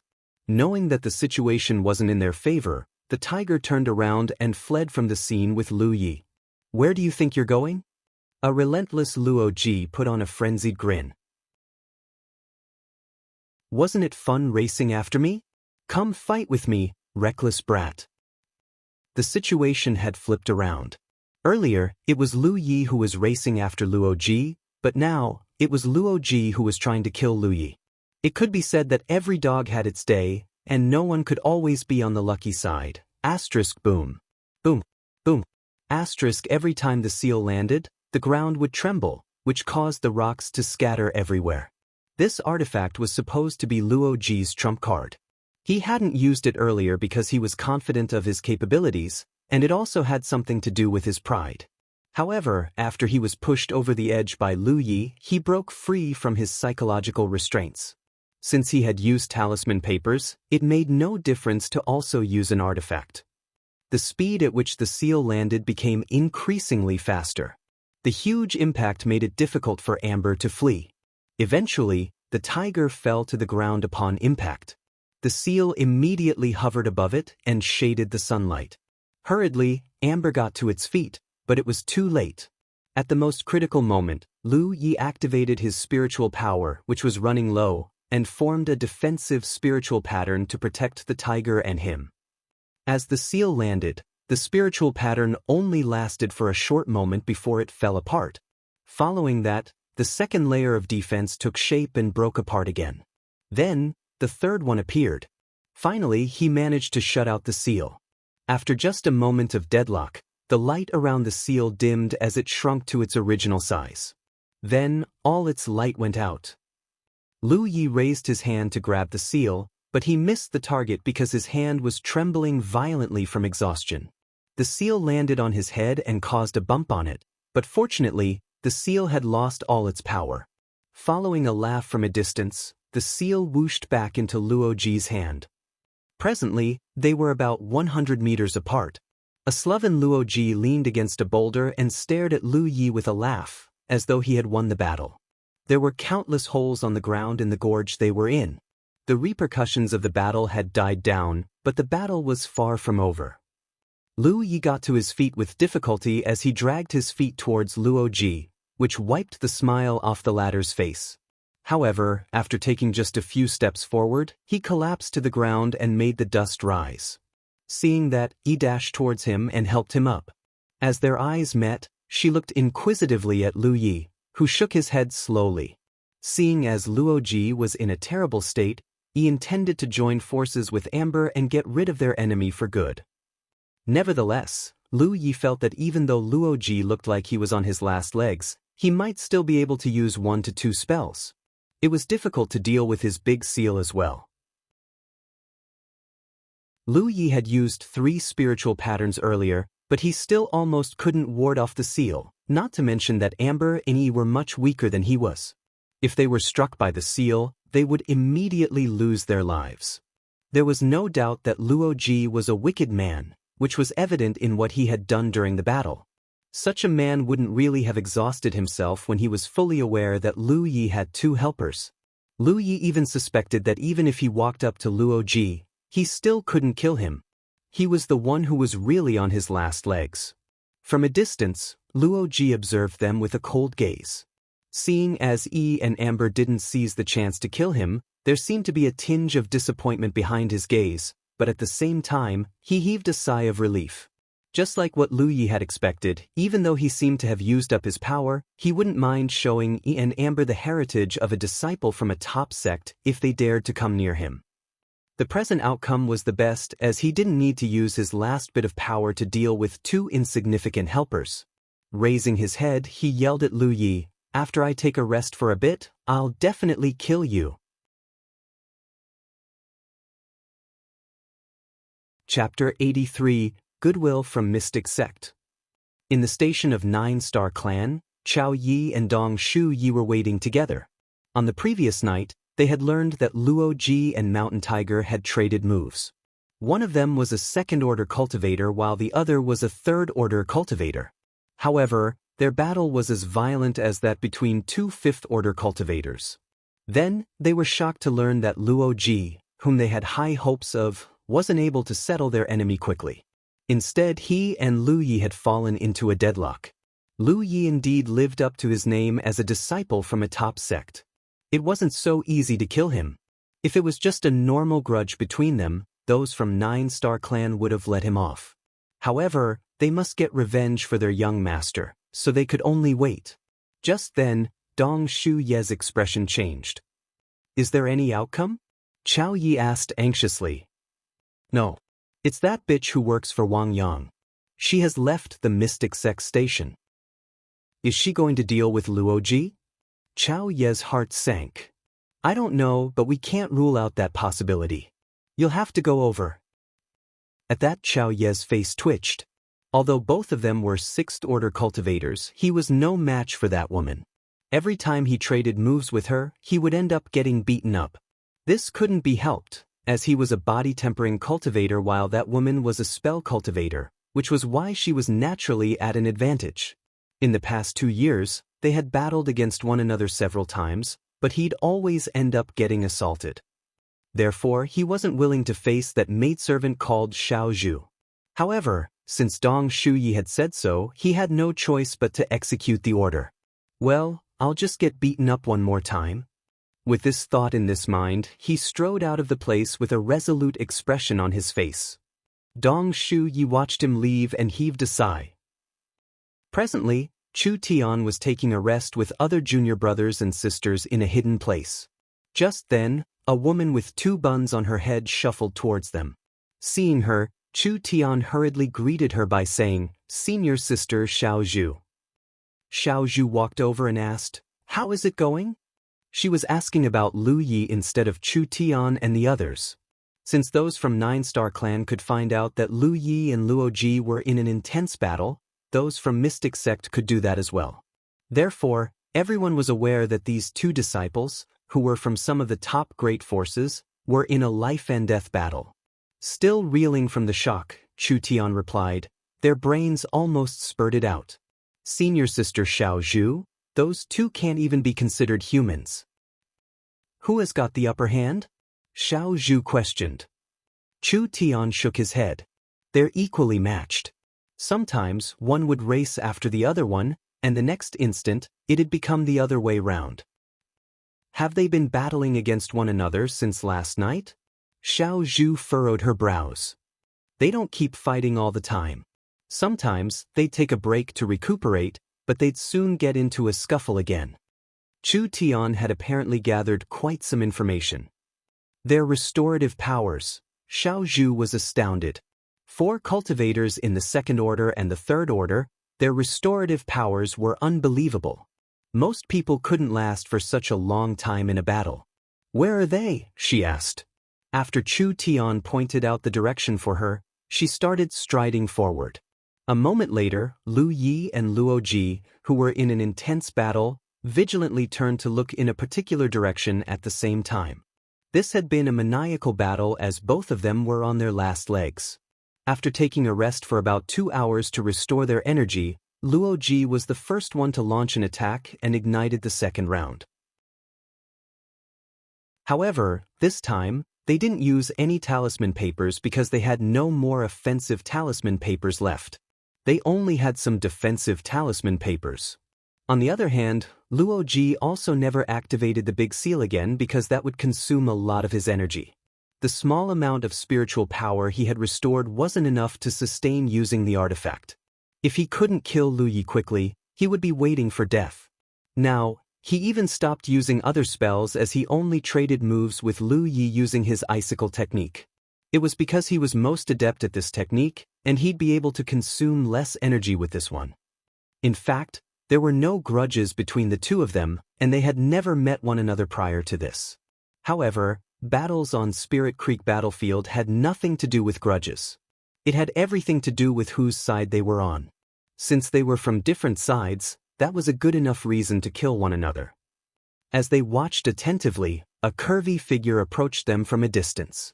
Luoji immediately felt his chest tightening because he realized that the person wasn't from 9-star clan. However, the next moment, he was able to be at ease because immediately after the woman appeared, another burly figure also arrived at this place. He was Cao Ye from 9-star clan. The fact that 2 6th-order cultivators suddenly appeared in this place puzzled Luoji, so he looked inquisitively at Cao Ye, who shook his head and motioned for him to stay calm before standing beside him. It was then Luo Ji realized that Cao Ye was here to restrict the other party, so he seized the chance and sat down with his legs crossed before fishing out some pills to consume them. On the other hand, Lu Yi had no idea what was going on, but upon seeing what Luo Ji was doing, he also gulped down some pills and fished out a big chunk of meat to eat. Then, he tossed another piece of meat at the tiger beside him. A speechless Xiao Zhu stood in front of Lu Yi, and as he stared vigilantly at her, she introduced herself by saying, "I'm Chu Tian's senior sister." Certainly, Lu Yi wouldn't readily believe her, so he immediately sent a message to Chu Tian to inquire about it. Upon getting his confirmation, he nodded slightly and murmured, "What's wrong?" At the same time, he sized her up and took a brief glance at her plump chest. He couldn't help wondering why this woman was dressed up like a maidservant. "Give me 2 spirit stones," Xiao Zhu uttered. "What?" Lu Yi thought he had heard it wrongly. 2 spirit stones. She repeated herself. A puzzled Lu Yi didn't understand why this woman came all the way here to demand 2 spirit stones from him. Was she trying to rob him? That was practically impossible. After giving it a thought, he fished out 2 stones from his storage bag and tossed them at her. After taking them, Xiao Zhu threw a jade slip at him. "You've bought it now." With a frown, Lu Yi took the jade slip and scanned it, whereupon he immediately understood what this woman was doing. This jade slip was actually an earth-grade cultivation technique. Certainly, 2 spirit stones were not enough to buy an earth-grade cultivation technique. This was apparently how those from Mystic Sect expressed their goodwill. Whatever the case, he had saved some disciples who were from Mystic Sect recently. This came as a surprise to him. Previously, he had contacted Chu Tian in an attempt to buy a black-grade cultivation technique. Naturally, an earth-grade one was much better, which would allow him to open up to 180 spiritual points, and he wouldn't need to look for a new cultivation technique upon ascending to the 6th order. "Thanks," he said. A nonchalant Xiao Zhu turned around and flashed a smile at Cao Ye, who wasn't far away. Cao Ye felt a crawling sensation on his scalp as terrible memories from the past sprang back into his mind. However, Luo Ji was just beside him, so he couldn't appear weak. After taking a step forward, he uttered, "Why don't we go to a different place?" The grin on Xiao Zhu's face widened. "That's what I thought as well." The next instant, Cao Ye turned around and flew away at an incredible speed. Seeing that, Xiao Zhu leaped into the air and raced after him. After both of them disappeared, Lu Yi hurriedly swallowed the food in his mouth and picked up his sword before pouncing on Luo Ji. At the same time, countless battles that were more violent than the previous ones were ignited in different parts of Split Sky Gorge. The cultivators from both sects clashed with one another as more and more of them lost their lives.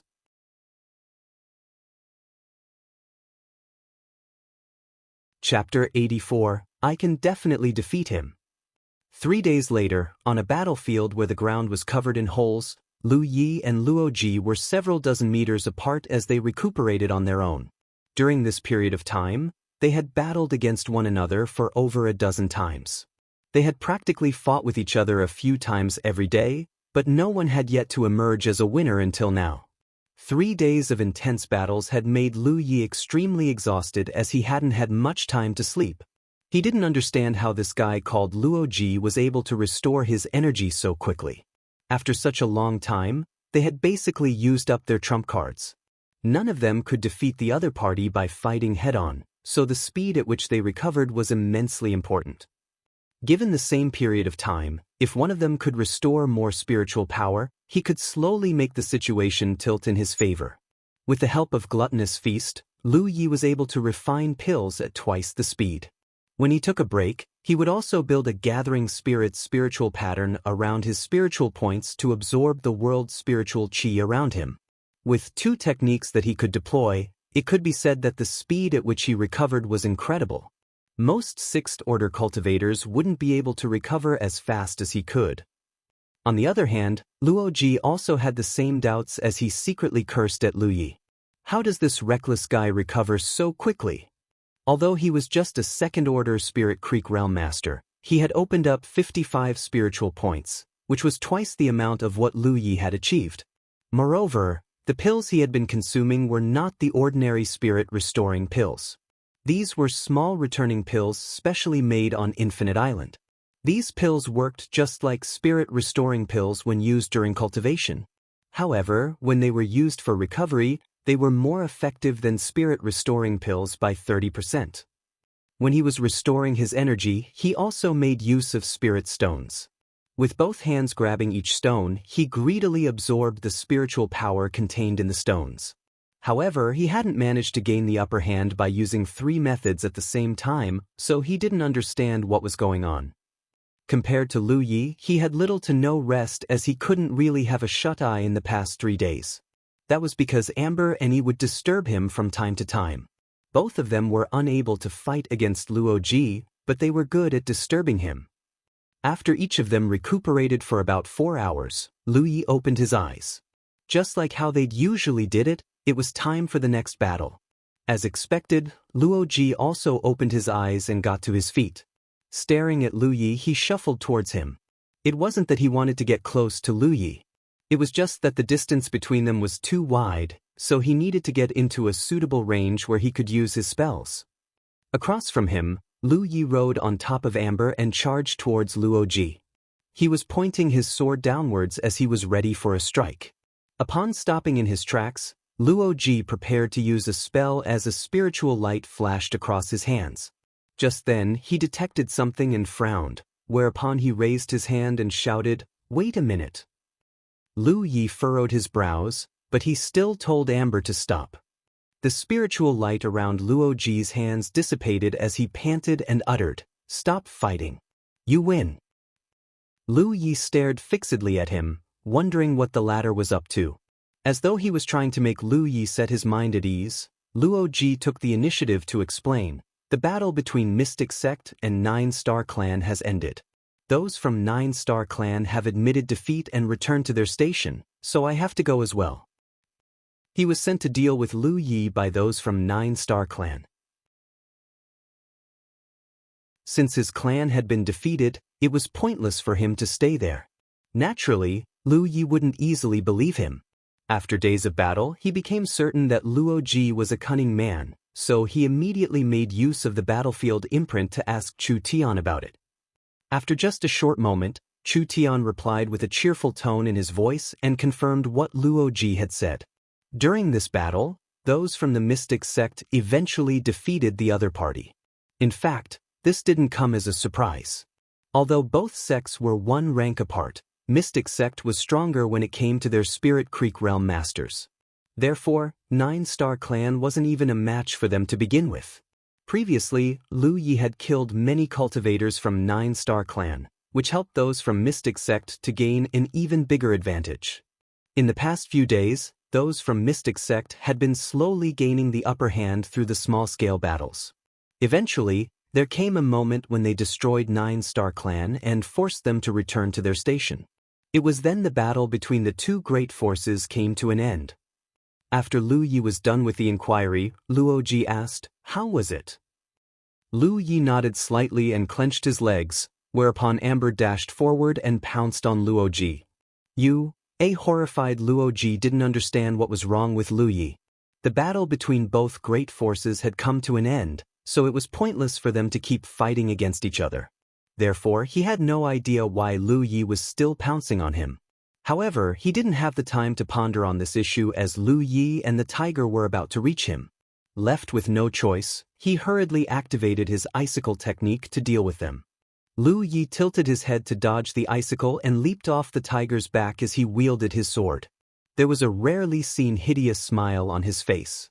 "It's you who decided when to start the war, but it's me who will decide when to end it." Previously, Luo Ji suddenly came over and attempted to kill him. 3 days of battle had made him very infuriated. Moreover, he had consumed a lot of pills during this period of time. Prior to this, he had accumulated a substantial amount of pills, but now he was left with just over 30 pills. In the past 3 days, he couldn't even cultivate, so he had practically wasted lots of time. Luo Ji couldn't make up for his loss by just saying that the other party had won the battle. If he couldn't get the fury out of his chest, he would never let Luo Ji off. 3 days of tussle had made them become familiar with each other's moves. Usually, Luoji wouldn't easily allow Lu Yi to get close to him. However, he hadn't expected Lu Yi to be so obstinate, so he became astounded for a moment. When he came to his senses, it was already too late to retreat.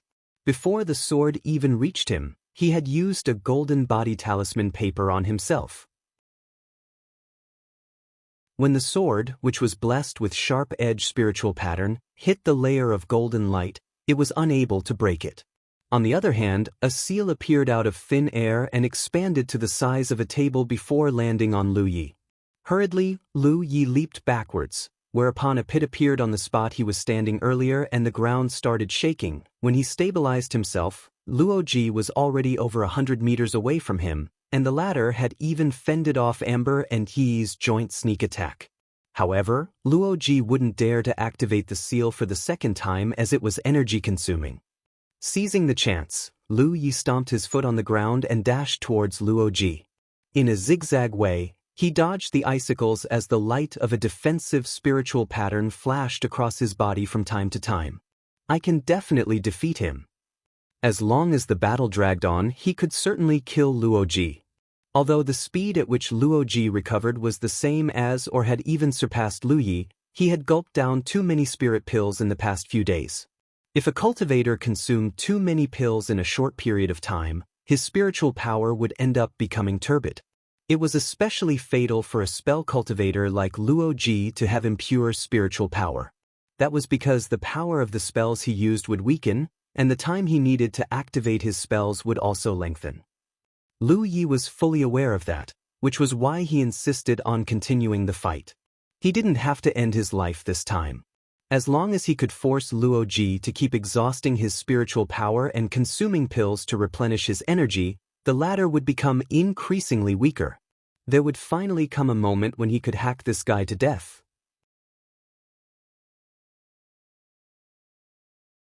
Chapter 85, I'll give you money if you spare my life.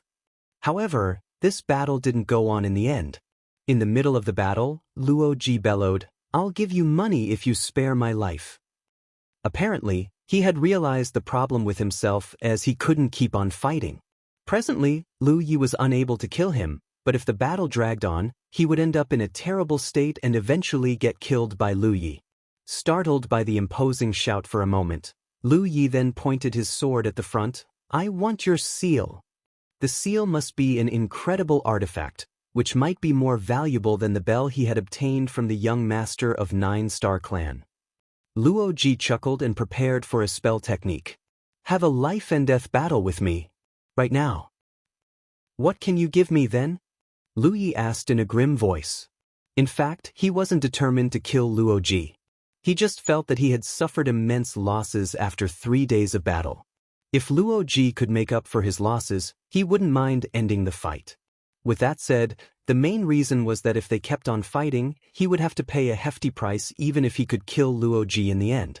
The other party wouldn't just keep on battling against him like a fool. Before the outcome became irreversible, Luoji would certainly risk his life to destroy the other party. Then, Luoji fished out his seal from the storage bag and lifted the bag. It's all yours. He's pretty generous. Lu Yi was surprised.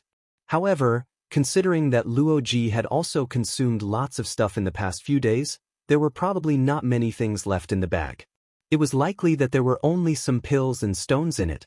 Seeing as Luoji was so straightforward, Lu Yi wouldn't want to keep forcing him as both parties would be destroyed if this battle dragged on. After giving it a thought, he nodded. Sure. Hearing that, Luoji directly tossed the bag at Luo Yi without making him take an oath. That was because to him, even though their stances were different, they were from some of the top great forces. Therefore, he believed that the other person was a man of integrity. We've been fighting for a long time, but I don't even know your name. Yi. Luoji dipped his head and stared fixedly at Lu Yi as though he was trying to imprint the latter's face into the deepest part of his memory. Then, he turned around and dragged his leaden feet out of the gorge. On the other hand, Lu Yi didn't seize the chance to launch a sneak attack. Although Luoji appeared to have put his guard down, the seal in his hand was radiating a faint glow. If Lu Yi chose to go back on his word, he'd be forcing Luo Ji to fight with him until one of them perished. After walking for a long time, Luo Ji looked up at the sky with a sorrowful expression. In fact, he had suffered immense losses. The things he had lost in the storage bag didn't matter. As a disciple from Infinite Island, he didn't care about it. The crux of the problem was that he had consumed too many pills recently, which made the spiritual power in his body become turbid. It would take him at least 1 month to restore his spiritual power to its original state. In other words, he couldn't cultivate in the next month, which had a huge impact on any low-rank cultivators, especially a cultivator like him who was from a top great force. With that said, he had lost the battle, and he wouldn't blame anyone. Both of them were still low-rank cultivators, and they'd definitely meet again in the future. At that point, he'd get his revenge. After Luo Ji's figure was out of sight, Lu Yi let out a long breath and beckoned to Amber before riding on its back. With the tiger leading the way, they found a tunnel to take a rest. It's finally over. He had become exhausted both physically and psychologically from the battle. Even though it had only been a short time since he started cultivating, he had experienced tons of battles. However, he had never come across an equally matched opponent like Luo Ji, who was extremely difficult to deal with. In the end, it was Luo Ji who admitted defeat, but in fact, it was Lu Yi who had lost the battle. That was because he had Amber and Yi to assist him, while Luo Ji was on his own. Amber and Yi were unable to directly deal with Luo Ji because they were wary of the seal's power. However, they could launch a sneak attack on him from time to time. Because of what they had been doing, Luo Ji hadn't had any time to take a nap. On the other hand, Lu Yi had taken a few naps. It could be said that if Lu Yi was also on his own, he wouldn't have been at an advantage in such a battle. These cultivators from the top great forces were indeed extraordinary. The battle with Luo Ji served as a lesson for Lu Yi that he should never judge a cultivator's power based on his realm. He wasn't even in the mood to take a look at the things inside Luo Ji's bag. After he was done with eating some jerky, he dozed off. Amber and he traded glances before shuffling to both ends of the tunnel.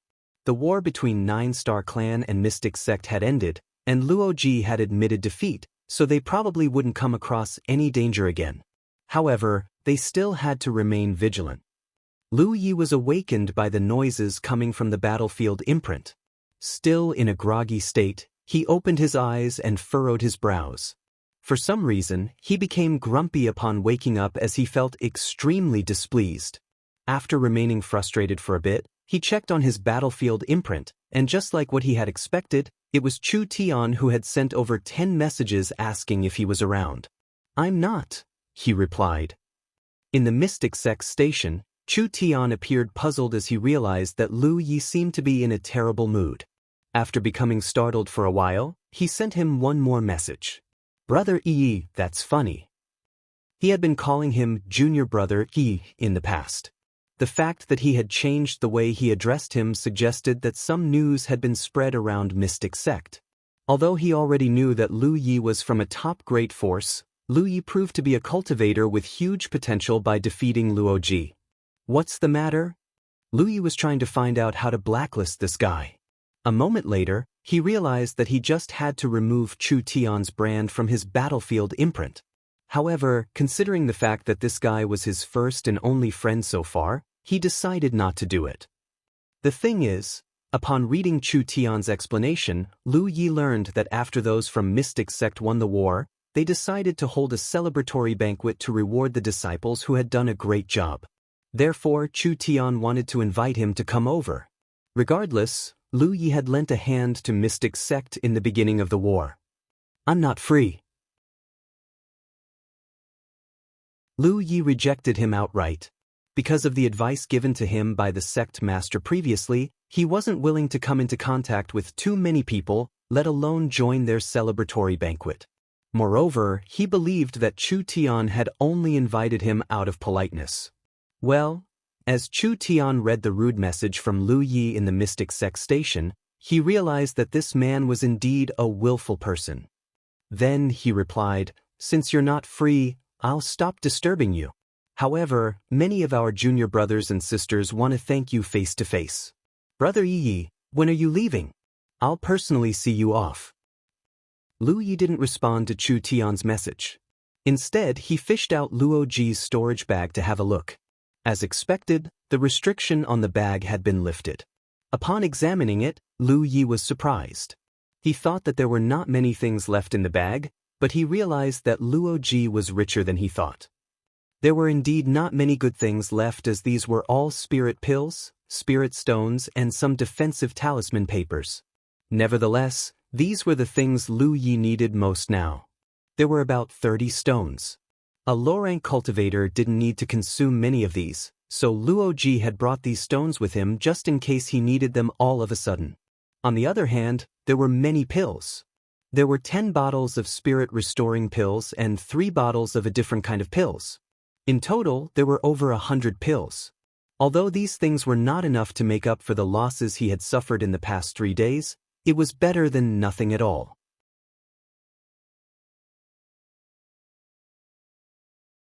Chapter 86, Red Lotus Sky Mnemonic. Identity: a disciple from Crimson Blood Sect. Cultivation: 29 spiritual points. Location: Spirit Creek Battlefield. Contribution: 142 points. Lu Yi was examining the information in his battlefield imprint. If he wasn't mistaken, before coming to Split Sky Gorge, his contribution was 34 points, but now, it had become 142 points, which was an increase of 108 points. These were the points he had obtained from killing the cultivators from 9-Star Clan. If he hadn't been held up by Luo Ji for a few days, he would have obtained more. For now, he had no idea what contribution was for. Although he could ask Chu Tian about it, his secrets would be exposed by doing so. Therefore, he didn't intend to ask anyone about it. Whatever its uses were, he would find out about it after returning to the station of Crimson Blood Sect. As for his wealth, he had 10 yuan metal ores, 1 10-point map, 135 spirit-restoring pills, 251 spirit stones, 31 healing pills, 22 small returning pills, 9 talisman papers, 1 bell artifact, and 4 storage bags that hadn't been opened yet. The small returning pills were from Luo Ji's bag. The name of the pills was written on the bottles. Lu Yi had seen Luo Ji use it when taking a rest, so he was certain that these pills were useful for cultivators. As for the talisman papers, they were all defensive and auxiliary ones. The 4 storage bags belonged to the young master of 9-Star Clan and his subordinates, but Lu Yi reckoned that apart from the young master's bag, the others didn't contain any valuable items. He would have to get someone else to open the bags to find out. Although he seemed to have many resources at hand, he wasn't actually wealthy. Now, he was a 3rd-order Spirit Creek Realm Master, so he needed about 15 spirit pills to open up 1 spiritual point. With the help of Gluttonous Feast and Gathering Spirits, he was able to consume fewer pills and improve his efficiency. Now, the most important thing for him was to recuperate. Even though he had become more energetic after a night's sleep, the spiritual power he had used wouldn't be restored automatically. Curious about the efficacies of the small returning pills, he took out 1 from the bottle and consumed it. As he used Gluttonous Feast, he refined the pill and constructed some gathering spirits around his spiritual points to restore his spiritual power. When all the spiritual points were blessed with spiritual patterns that looked like a funnel, he could clearly feel a pull around his chest and belly that could attract the world's spiritual chi around him. That was the effect of 29 gathering spirits' spiritual patterns combined. Now, he could confirm the efficacies of small returning pills. These pills were more useful than spirit-restoring pills.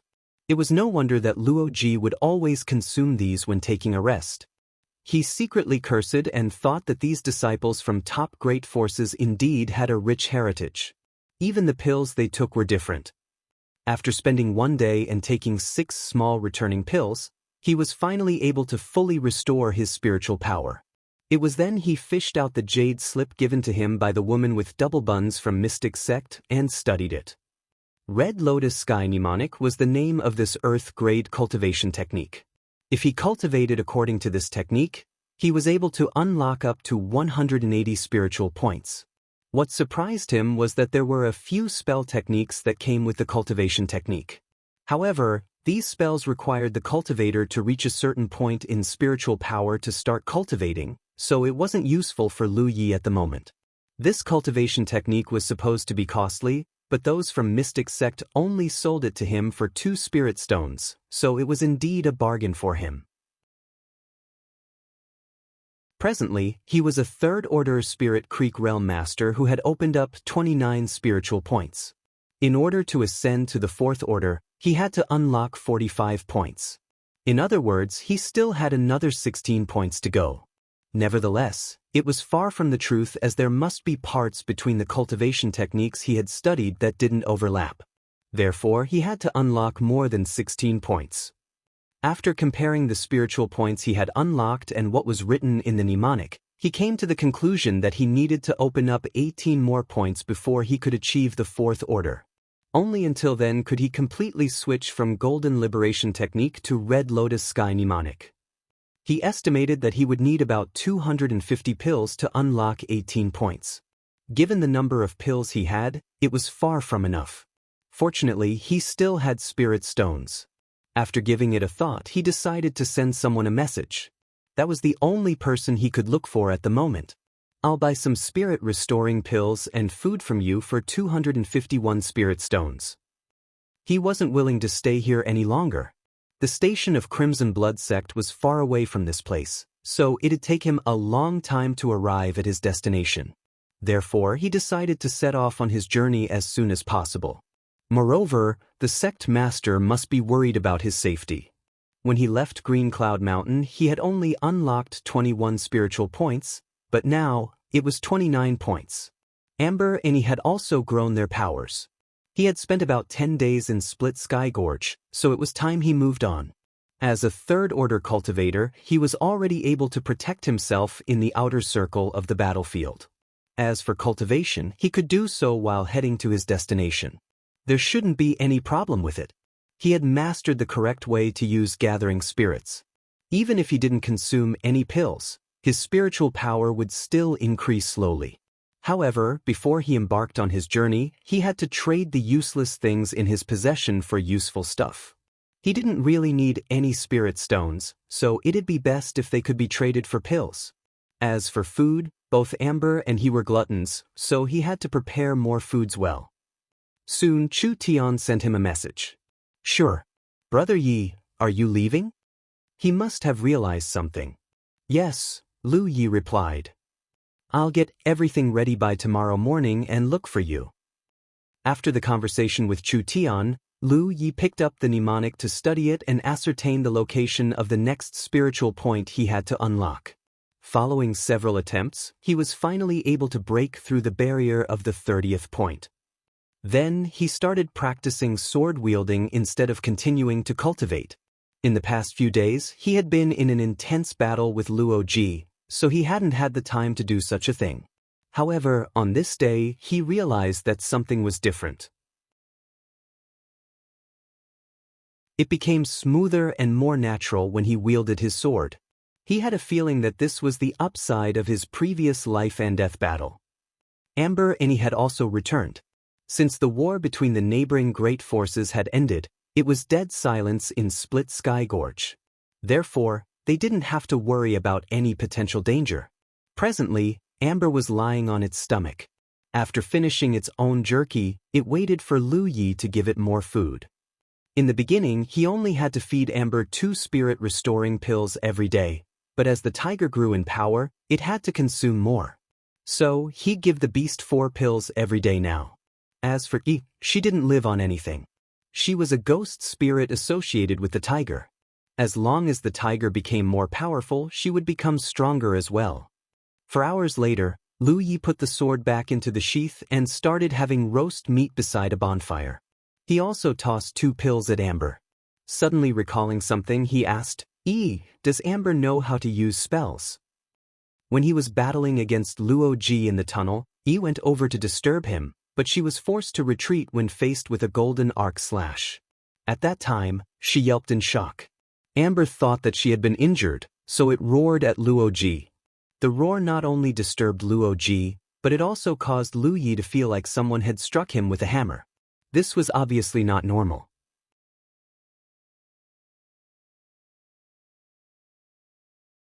Chapter 87, Mystic Sect Goes to War? Lu Yi recalled that when he came across amber for the first time and met with its amber pupils, his mind went blank for a moment. Then, the tiger hadn't shown any anomalies until this time. After giving it a thought, he replied, "I don't think so." Then she turned her head. "Amber, can you use any spells?" In response, Amber howled. Yi went on to say, "It said it can't." The corner of Lu Ye's mouth twitched as he still hadn't figured out how Yi was able to communicate with the tiger. It was amazing that she could understand the tiger through the noises it made. It was probably her unique capability as a ghost spirit. Lu Yi stopped asking as he was only curious about it upon recalling this matter. After he was done with having his meal, he started cultivating again while Amber had dozed off beside him. It remained silent throughout the night. In the station of Mystic Sect, following Lu Ye's demands, Chu Tian was collecting some pills and food from the other disciples. Because of that, word got out that the mountain tiger, Yi, was leaving. Before the break of dawn, Chu Tian contacted Lu Yi and confirmed his location before heading over to meet him with 2 junior brothers. After the exchange, Lu Yi obtained lots of food and about 200 spirit-restoring pills. At that moment, the sky was completely bright. After Lu Yi got onto the tiger's back, Chu Tian cupped his fists and uttered, "Goodbye. Please contact me when you're free." After Lu Yi dipped his head, Amber charged forward and went further into Split Sky Gorge. Watching Lu Yi leave, Chu Tian suddenly became envious of him because Lu Yi was carefree as a rogue cultivator. However, he came from a top great force, which was why he had the confidence and heritage to survive. If Chu Tian were to do the same, he wouldn't have lasted for a few months. After returning to the station with his junior brothers, he found out that Wang Yang was looking for him, so he hurriedly went over. When he arrived at his destination, he realized that something was unusual. All the people in the station had gathered together. Besides their own disciples, even the rogue cultivators that relied on their sect were also there. Presently, a few hundred people had assembled on a square. Wang Yang was standing there with a straight back, and he was holding the hilt of a sword as though he was waiting for something. The atmosphere around the place was somber. Chu Tian walked over and cupped his fists. "Senior brother. Has the mountain tiger left?" Wang Yang asked. "Yes," Chu Tian replied. Wang Yang nodded slightly with a gratified expression on his face. "That's great. Join them now." He seemed to wish that Lu Yi could have left sooner. "Yes." Chu Tian got into the formation as he was puzzled by the current situation. However, Wang Yang must be going to do something important by gathering everyone together. Chu Tian had a speculation in mind, but in that case, there was going to be an epic battle on this day. Time went by slowly. 1 hour later, Wang Yang, who had been standing there for a long time, suddenly arched his brow and shouted, "Both Mystic Sect and 9-Star Clan have been stationed here for 30 years. During this period of time, we've gotten into countless battles, and there have been deaths on both sides. The blood feud between us is basically unresolvable. Even though we've won the battle in Split Sky Gorge, we'll never be able to live a peaceful life as long as 9-Star Clan is around. Therefore, I intend to invade 9-Star Clan Station, and I hope that all of you will lend me a hand." Upon hearing that, all of them broke into commotion. It had only been 1 day since the war ended, so they were shocked to learn that Wang Yang intended to invade 9-Star Clan Station. Mystic Sect had just won the battle, so they should be celebrating their victory instead of creating trouble again at this point. It wasn't easy to raid a station, which was protected by a grand array. Without breaking the array first, they would never be able to enter the station. However, recalling what Wang Yang had been doing over the years, they realized that he must have come up with such a plan in advance. Chu Tian was the first one to raise his arms and shout, "Senior brother, I'm willing to go with you to strengthen Mystic Sect's power." The others also roared in unison, "Senior brother, we're willing to go with you to strengthen Mystic Sect's power." Standing at the front of these people, Wang Yang put on a smile. "That's great." Then, he turned to look at Chu Tian. "Send a message to Mountain Tiger and inform him that Dong Shu Yi has gone over to hunt him down an hour ago." Upon hearing that, Chu Tian was astounded by the fact that Dong Shu Yi was so brazen. At the same time, he was surprised by Wang Yang's ability to gather information. Dong Shu Yi was the strongest cultivator who was in charge of the 9-star clan station. With him around, the station was safe. However, if he wasn't around, the defense around the station would weaken. It seemed that the death of 9-star clan's young master had greatly humiliated them. They could concede defeat in the war against Mystic Sect, but they were determined to kill Mountain Tiger. Otherwise, Dong Shu Yi wouldn't have taken the risk to leave the station and hunt Lu Yi down. He must have left secretly lest those from Mystic Sect were given a chance to invade them. Despite that, Wang Yang had still found out about it. Apparently, they must have made some arrangements outside 9-star clan station. As soon as Dong Shu Yi left the place, Wang Yang would immediately receive the news. Then, Chu Tian recalled that some of the disciples were not around during the celebratory banquet on the previous night.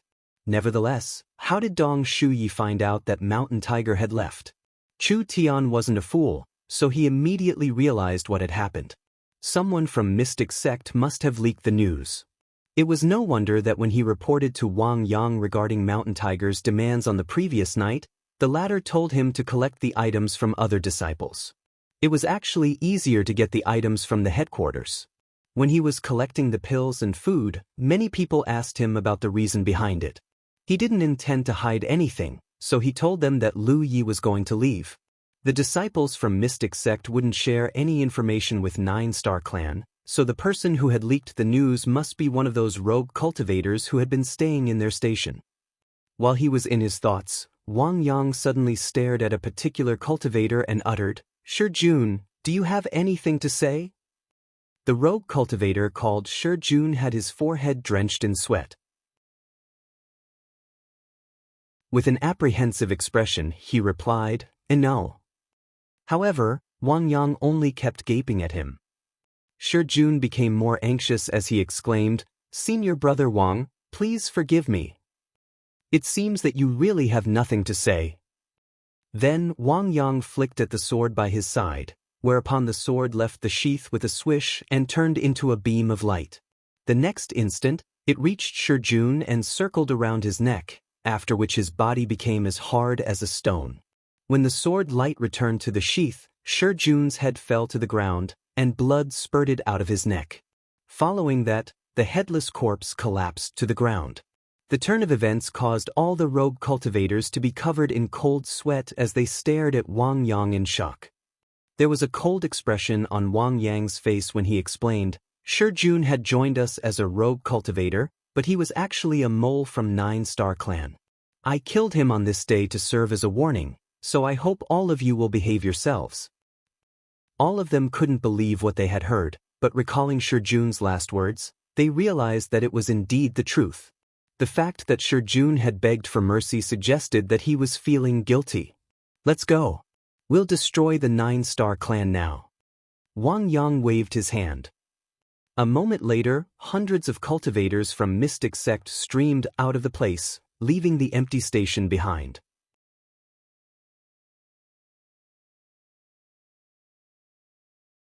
Chapter 88. We're even now. Lu Yi was riding on Amber's back with a nonchalant expression. Compared to the time when he had just left Green Cloud Mountain, he was undoubtedly more calm and collected now. Also, he was already used to such a bumpy ride, so Amber running at full speed wouldn't affect his cultivation session. Certainly, he was less efficient now than when he was able to cultivate in a serene environment. Fortunately, he had the help of gathering spirits. All 30 of his spiritual points had been blessed with gathering spirits as they continuously attracted the world's spiritual chi in the air. As the pill was being refined in Lu Ye's stomach, and with spiritual chi streaming in, the 30th point he had just unlocked was slowly filled with spiritual power. He didn't use Gluttonous Feast because it would require some time to switch to a different technique, which was unlike when he was taking a rest after becoming exhausted from the battle with Luoji. At that time, Luoji was well within his sight, so he could immediately find out and use a different technique should Luoji make a move. However, it was impossible to do that when he was on the go as an accident might happen at any moment. Maybe in just 10 breaths' time, when he had to use a different technique, he would come across danger. By keeping the Golden Liberation technique running, he was better prepared to react to any turn of events. The only thing he had to sacrifice was the speed at which he cultivated, which was no big deal. He made some calculations and realized the pills he had were enough to last him until he ascended to the 4th Order Spirit Creek realm. Certainly, that was assuming that there was no additional consumption. If he got into a scuffle again, he would need to use more pills. Besides that, Amber also needed some pills every day. 1 hour ago, he had left Split Sky Gorge as Amber's speed was truly incredible. Referring to the 10-point map and the instructions in the battlefield imprint, Lu Yi pointed out a direction for Amber and let it run. While he was enjoying the ride, he suddenly frowned and took a look at the battlefield imprint. Why has Chu Tian contacted me again? However, after he was done with reading the message, his expression changed drastically, whereupon he landed a slap on the tiger's back and yelled, "Amber, run! Someone is racing after us." Hearing that, Amber immediately hastened its pace, which almost caused Lu Yi to fall off its back. Yi stuck out her head from the tiger's back and asked in a grim voice, "Did Chu Tian from Mystic Sect send you a message? Who is coming after us? What's the person's cultivation?" "A 7th Order Spirit Creek Realm Master called Dong Shu Yi," Lu Yi replied. When he was killing the disciples from 9-Star Clan in Split Sky Gorge, he hadn't even come across a single 5th Order cultivator. He thought that he hadn't seen any strong cultivators because he was in the outer circle of the battlefield. However, it wasn't until he met the woman with double buns and the burly man from 9-Star Clan that he realized that it wasn't the truth. Although he had no idea how powerful they were definitely above the 5th Order. It was then he realized that it wasn't that there were no cultivators above the 5th Order in the outer circle. The reason he hadn't seen any one of them prior to that was that the two great forces had been tying each other down. A 7th Order cultivator must be a mainstay in any great force. The fact that such a person was coming all the way to hunt him down suggested that those from 9-Star Clan were determined to get him killed. Presently, there was an extremely solemn expression on Lu Ye's face. Although he couldn't really defeat Luo Ji, he was confident that he could even deal with a 5th Order cultivator if he ever came across one. Nevertheless, if his opponent was a 7th Order cultivator, he would never be able to resist. Upon realizing the severity of the matter, he urged Amber to run faster. Amber expended all its energy to run at the speed of lightning as the wind howled and the view around them moved backwards rapidly. Seeing a new message in his battlefield imprint, Lu Yi quickly read it. "Hang in there, brother Yi. Dong Shu Yi won't stay at your place for too long."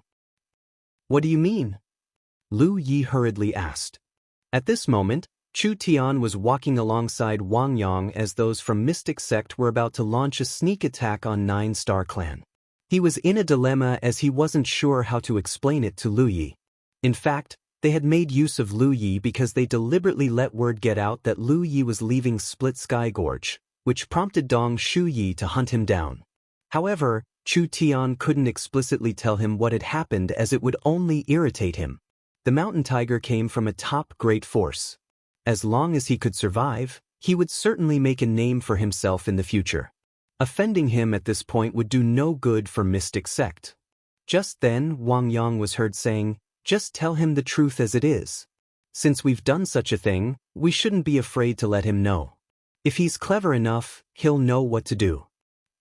Upon getting Wang Yang's permission, Chu Tian pulled himself together and sent another message.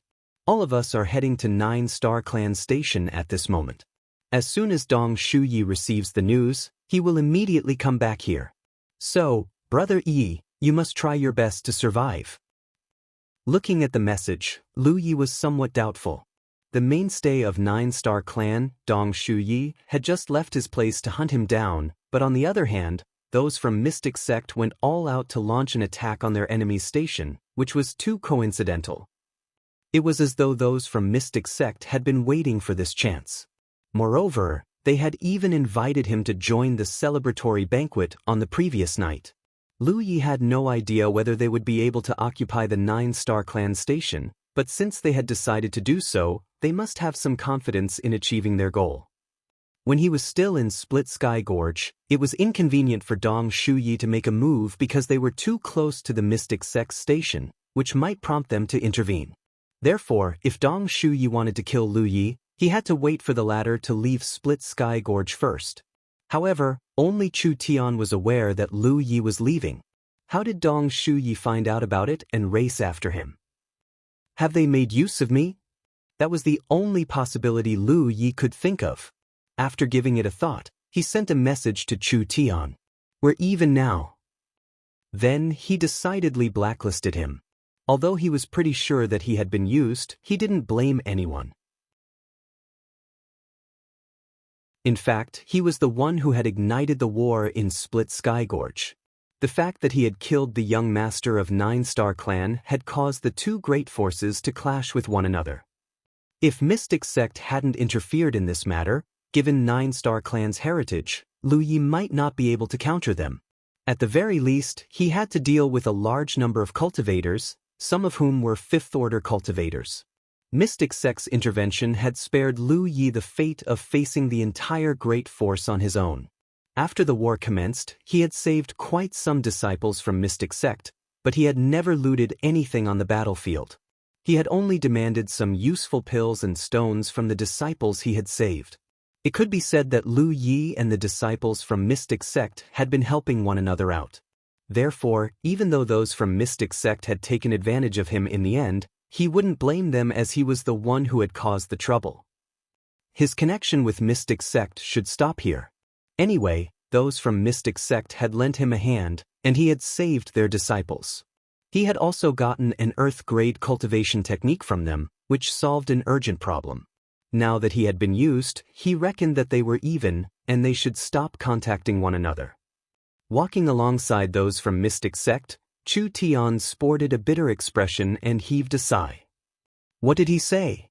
Wang Yang was heard saying.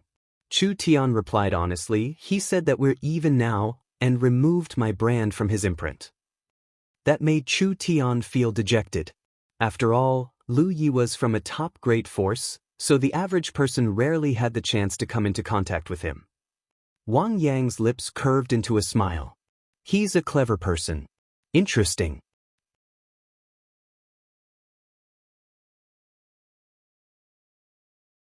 Chapter 89, I Hate Spell Cultivators. Outside Split Sky Gorge was a large area of flatland, which was a disadvantageous environment for the current situation Lu Yi was in, as there was nowhere he could hide. Upon going through the 10-point map, he realized that there was a mountain after crossing the flatland. There was a river on the other side of the mountain.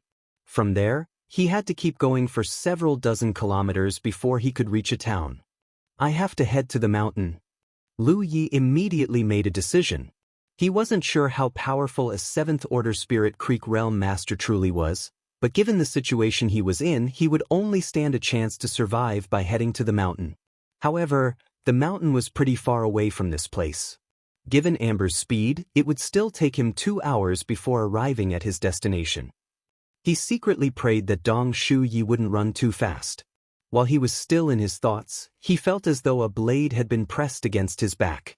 Turning his head, he was astounded to see a beam of light coming at him at full speed from the gorge. Without even the need to think about it, he knew that the beam of light must be Dong Shuyi. Although they were still far apart, Dong Shuyi could still clearly see Lu Yi, who was on Amber's back, at first glance and targeted him with a pair of eyes as sharp as those from an eagle. The feeling of a blade that had been pressed against his back was Dong Shuyi's murderous intent. He can fly. Lu Yi felt his chest tightening.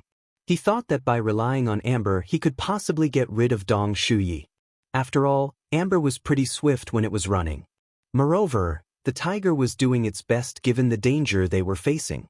However, he had never expected that Dong Shuyi could fly. The situation wasn't in his favor because they were running on the ground while their opponent was flying in the sky. Apparently, Amber was unable to outpace him. Just then, Dong Shuyi suddenly landed on the ground. Before Lu Yi could understand what was going on, Dong Shuyi shot into the sky again and continued chasing him. A moment later, he finally realized that Dong Shu Yi was gliding instead of flying. Every time he glided, he could move for 300 meters, which was much faster than Amber. The situation wasn't as terrible as he thought, but he couldn't afford to be optimistic either. The gap between them was shortening. If this went on, Dong Shu Yi would reach them in an hour. A seventh-order cultivator was indeed extraordinary. The reason Dong Shu Yi decided to hunt him down was that he was confident of achieving his goal. I must come up with a solution. After giving it a thought, Lu Yi fished out a talisman paper from his storage bag. Presently, he was left with 9 talisman papers. 3 days of battle against Luo Ji had made him use a large number of talisman papers. The ones he had now were all defensive and auxiliary. The talisman paper he had taken out was called Move with the Wind, which was an auxiliary one that could increase one's speed. He hadn't had the chance to use it in the past, but it proved to be useful at this point. Then he activated his spiritual power and slapped the talisman paper on Amber. The next instant, a layer of spiritual light surrounded the tiger before it gathered on the beast's feet. At that moment, Amber felt significantly lighter. With the help of the spiritual light, the tiger was able to run even faster. Although they still couldn't get rid of Dong Shu Yi, they could stall for more time. The pursuit went on as they moved closer to the mountain.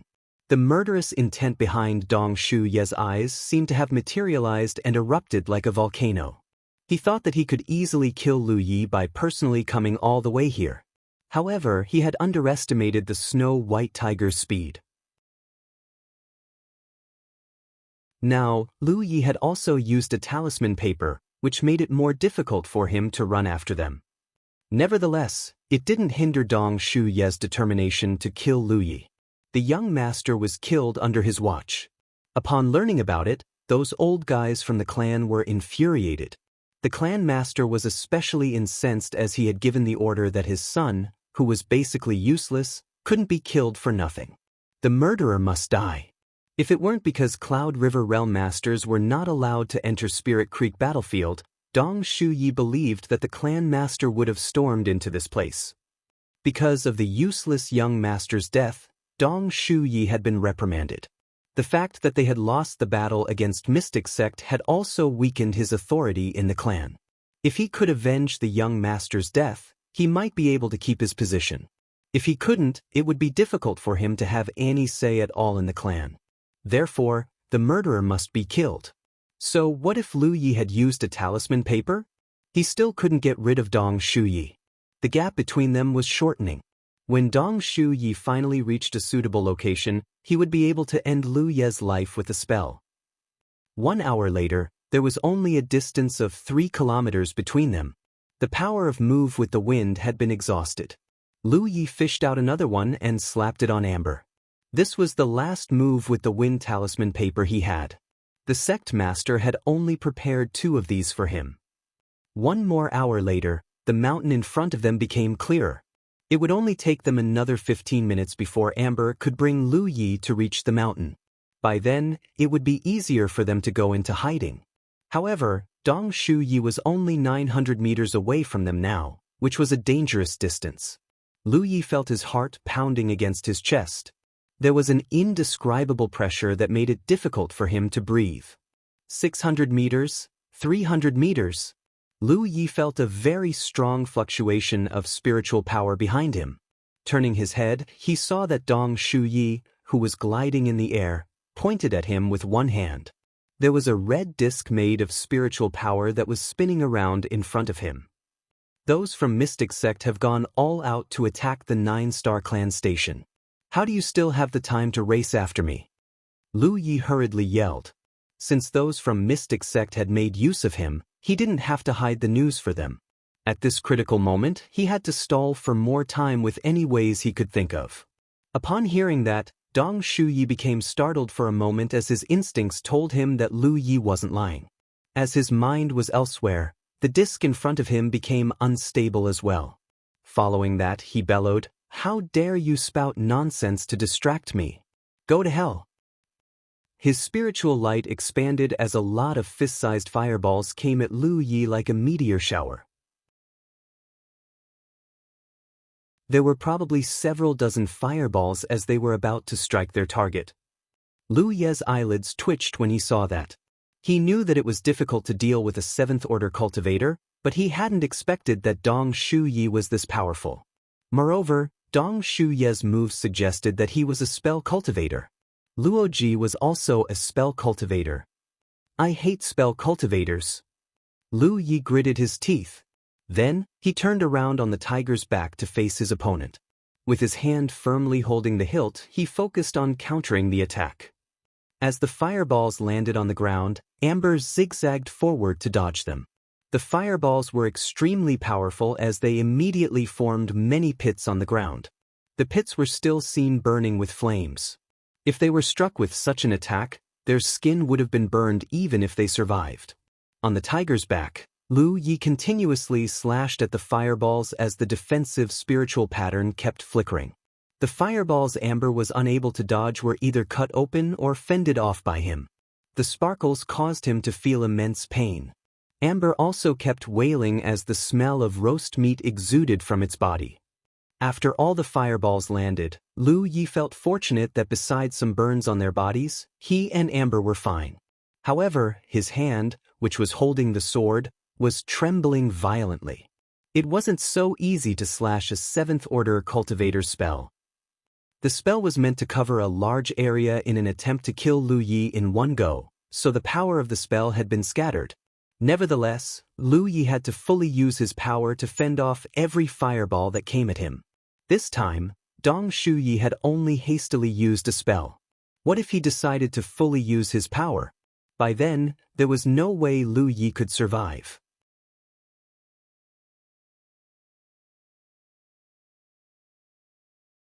Chapter 90, Running for Their Lives. While Lu Yi was suffering terribly, Dong Shuyi was surprised that he hadn't managed to kill Lu Yi with his spell. It was then he realized that Luo Ji wasn't lying. He wasn't certain which great force Lu Yi was from, but the latter was able to use spiritual patterns in a battle. He had seen a spiritual pattern that looked like a shield which shone and fended off his fireballs. It was no wonder that someone like Luo Ji had lost the battle. Upon Luo Ji's return, Dong Shuyi asked him what had happened and found out that he had lost the battle. Initially, he thought that Luo Ji hadn't done his best, but now, it seemed that he had wronged him. Nevertheless, he was different from Luo Ji after all. Luo Ji came from a wealthier background, and he had been studying a heaven-grade cultivation technique. However, his biggest problem was his weak cultivation. As a 7th-order cultivator, Dong Shuyi had more moves to deal with his opponent. After he activated his spiritual power, a fireball the size of a wash basin appeared in front of him, whereupon it shot towards Lu Yi at an incredible speed. I'll see how you're going to ward this one off. Seeing as the fireball was about to hit him, Lu Yi felt a crawling sensation on his scalp. Although there were many fireballs earlier, they were only the size of a fist. Therefore, he could still fend them off with some difficulty. However, how was he going to drive off a wash basin-sized fireball? Amber! He yelled. Amber hastened its pace and leaped forward. The huge fireball descended from the sky and almost struck the tiger's backside. The scorching heat made Lu Yi feel an immense pain on his face. The spiritual pattern was unable to help him with it as he caught a whiff of a burnt smell from hair. He felt fortunate that even though this thing was big, it was slightly slower than the smaller fireballs earlier. Otherwise, Amber wouldn't have been able to dodge it. However, the next instant, his expression changed because the big fireball didn't land on the ground. Instead, it changed direction and raced after them. This thing can change direction. Dong Shuyi was gliding in midair with one hand behind his back while performing a hand seal with his other hand. His hair and clothes swayed with the wind, which made him look as light as a feather. Nonetheless, the spiritual power surged around him as he was engulfed in a murderous intent. The huge fireball became increasingly faster and was about to hit its target. Lu Yi knew that if he still couldn't come up with a solution, he and Amber would lose their lives in this place. After taking a deep breath, he put his sword back in its sheath and raised both of his hands. As he activated his spiritual power, a defensive spiritual pattern appeared in front of him.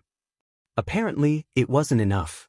It was already difficult for the spiritual pattern to fend off the fireballs earlier, let alone such a large one. However, as Lu Yi madly infused his spiritual power into it, the palm-sized defensive spiritual pattern expanded into a table-sized one in a short period of time. A very intricate pattern was flowing around on the spiritual pattern as it radiated a glow. At that instant, Lu Yi felt as though all his energy had left his body. Although he hadn't had the time to check on himself, he knew that this spiritual pattern must have cost him 30% of his spiritual power. In other words, he could only use this spiritual pattern 3 times before his spiritual power would be depleted. He had never activated this spiritual pattern before. In the past, he would only need a short moment to use sharp edge or protection. There was one common trait about spiritual patterns. As long as there was enough spiritual power to sustain it, the spiritual pattern would keep going. The reason Gathering Spirits was able to sustain itself was that it had the ability to attract the world's spiritual chi around it, which allowed it to keep existing. The substantial fireball struck the defensive spiritual pattern and sent an immense force across it. Upon impact, Amber was almost forced on its knees. The muscles on Lu Ye's arms had become swollen as though he was trying to hold out against an extremely heavy object. The scorching heat came right at his face. Sparkles emitting from the fireball caused the glow on the spiritual pattern to turn dim rapidly. Even though he was still infusing his spiritual power into it, he couldn't last for a long time. With that said, he was able to slightly set his mind at ease as he had successfully parried the strike. Now, he was ready to tilt the spiritual pattern to drive off the fireball. However, before he could make a move, Dong Shuyi was heard snorting from a distance. How foolish! Then he used a different hand seal. The fireball exploded with a loud boom as the flames swept across the place. The expansive void seemed to have contorted, and the trees around them started burning. Is he dead? With a cold gaze, Dong Shuyi landed on the ground and took a glance. Normally, there was no way a third-order cultivator could parry even one spell from him. However, the person he had to kill wasn't the average third-order cultivator. This guy was from an unknown top great force, and his mastery of spiritual patterns was awe-inspiring. Right then, a rustle was heard coming from the forest as it went further away. He's not dead. The eyelids of Dong Shuyi twitched as his murderous intent surged. Just when he was ready to race after him, he realized there was a new message on his battlefield imprint. Initially, he wanted to ignore it, but upon recalling what Lu Yi had said earlier, he felt his chest tightening and immediately took a glance. It was a brief message from Cao Ye, but upon reading it he felt his heart sinking. Wang Yang is leading 600 cultivators from Mystic Sect to launch an attack on our station. Senior brother, please come back quickly. If he hadn't managed to get close to Lu Yi, he would have immediately returned to the station upon seeing the message. However, Lu Yi was well within his reach now, so he wasn't willing to give up at this point. Therefore, upon making up his mind, he sent a message back to Cao Ye. The clan defending Grand Array of 9-Star Clan had been activated. All the important places were guarded by cultivators as they got ready to face their enemies. No one in 9-Star Clan could have expected that those from Mystic Sect would go all out to raid them. After all, they had only recently gone to war and it was 9-Star Clan that conceded defeat in the end. Cao Ye didn't understand what Wang Yang was trying to achieve. However, things were already happening. As the strongest cultivator in the station at the moment, Cao Ye had the responsibility to lead the cultivators in the station to fend off their enemies. Nevertheless, he couldn't do it on his own, which was why he immediately sent a message to Dong Shuyi to inform him about it. However, Dong Shuyi's reply made him feel helpless. His message was, "Hang in there." What else could Cao Ye do apart from trying his best to persevere? Tons of spirit stones were needed to keep the Grand Array running, which served as a force of defense to ward off the cultivators from Mystic Sect. According to Cao Ye's estimation, they could resist the attack from Mystic Sect for about 1 to 2 days. Hence, even though 9-Star Clan was besieged, those in the station were only slightly anxious. They were not flustered at all. Fuck Wang Yang. Cao Ye secretly cursed as he had no idea what had gotten into that guy. Just then, a disciple came over in a nervous manner and reported something to Cao Ye, who became shocked and strode out of the hall, only to see a figure hurriedly coming in his direction. That person was holding the hand of a woman in purple clothes. Luo Ji!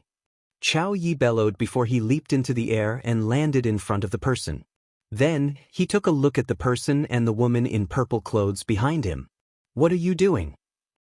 With a frown, Luo Ji replied, "I'm leaving." A puzzled Cao Ye asked, "Huh? Where are you going at this point?" "Of course I'm leaving this place. Should I be waiting for death, then?" Luo Ji gazed at him like he was a fool. Cao Ye furrowed his brow as he had no idea what Luo Ji meant, but he still came into his way. "You can leave, but why are you bringing Zi with you?" Luo Ji uttered, "From now on, she's no longer a disciple from 9-Star Clan."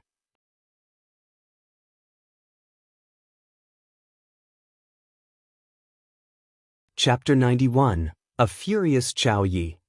Upon hearing that, Cao Ye was infuriated.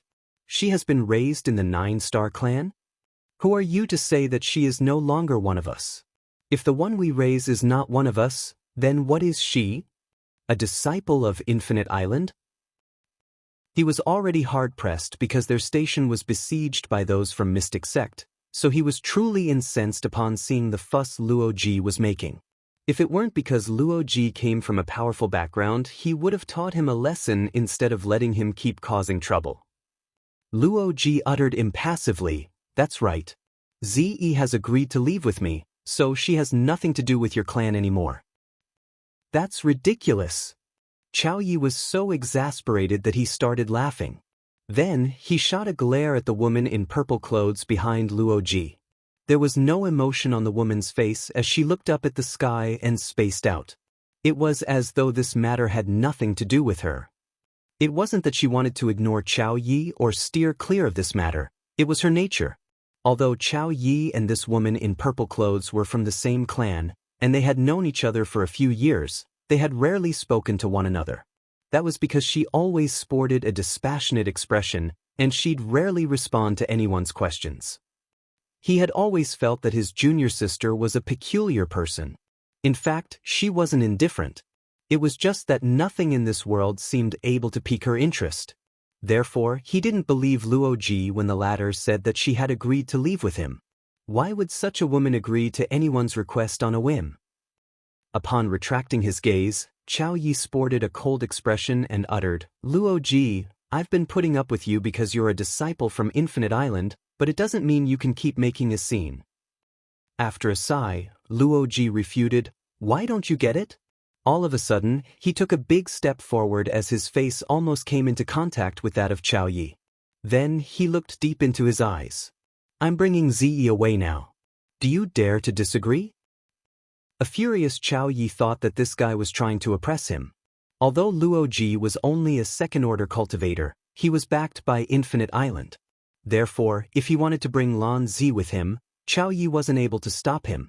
It wasn't like Cao Ye could beat him up. If he really did that, those from Infinite Island wouldn't let him off.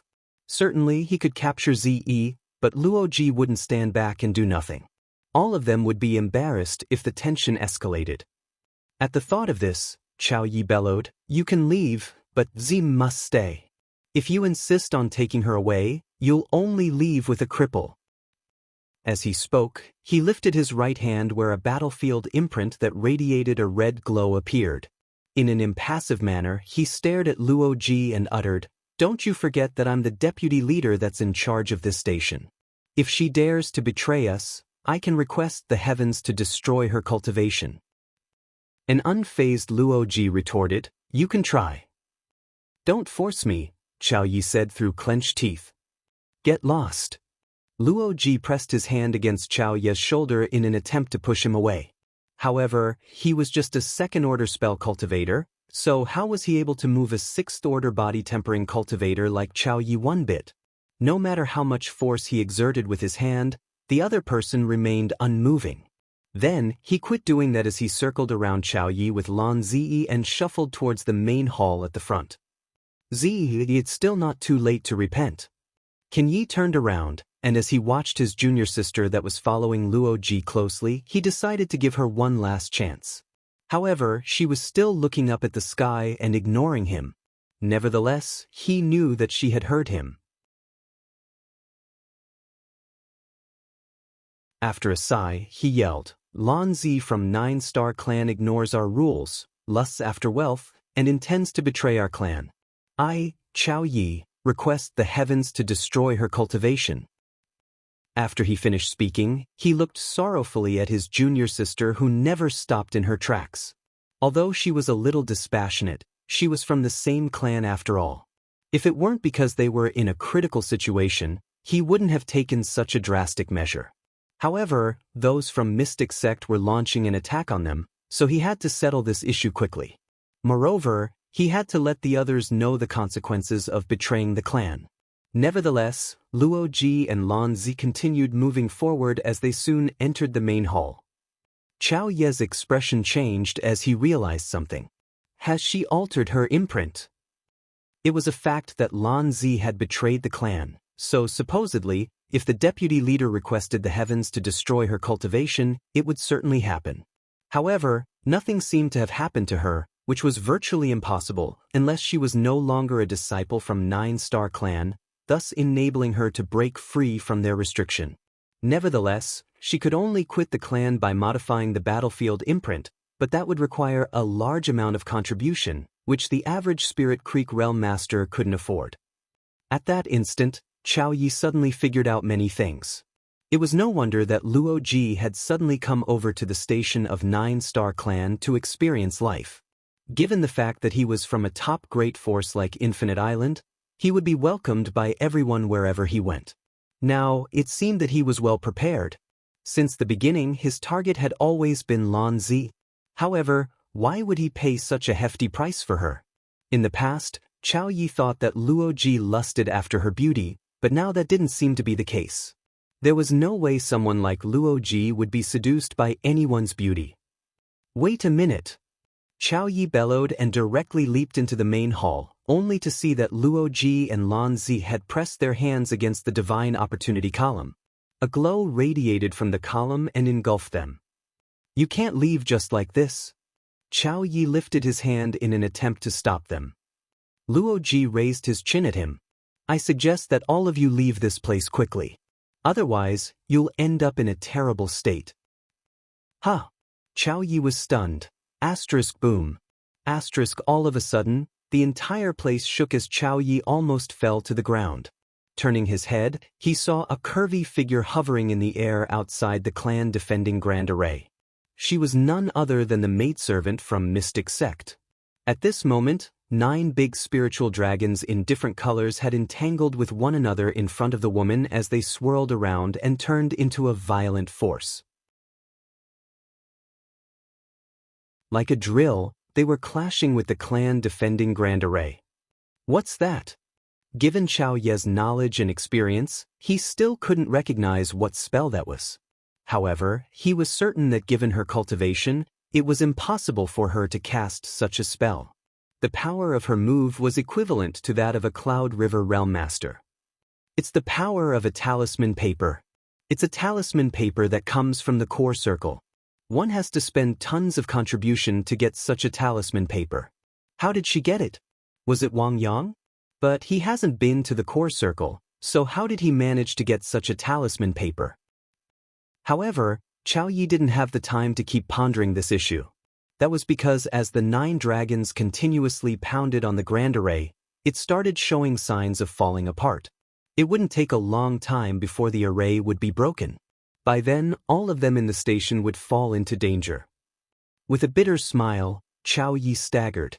It was no wonder that Luo Ji had decided to run away. He must have seen their enemies getting ready to activate the talisman paper.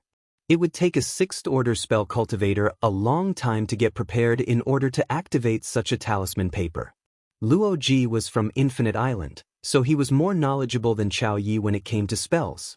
That was the reason he could recognize the talisman paper.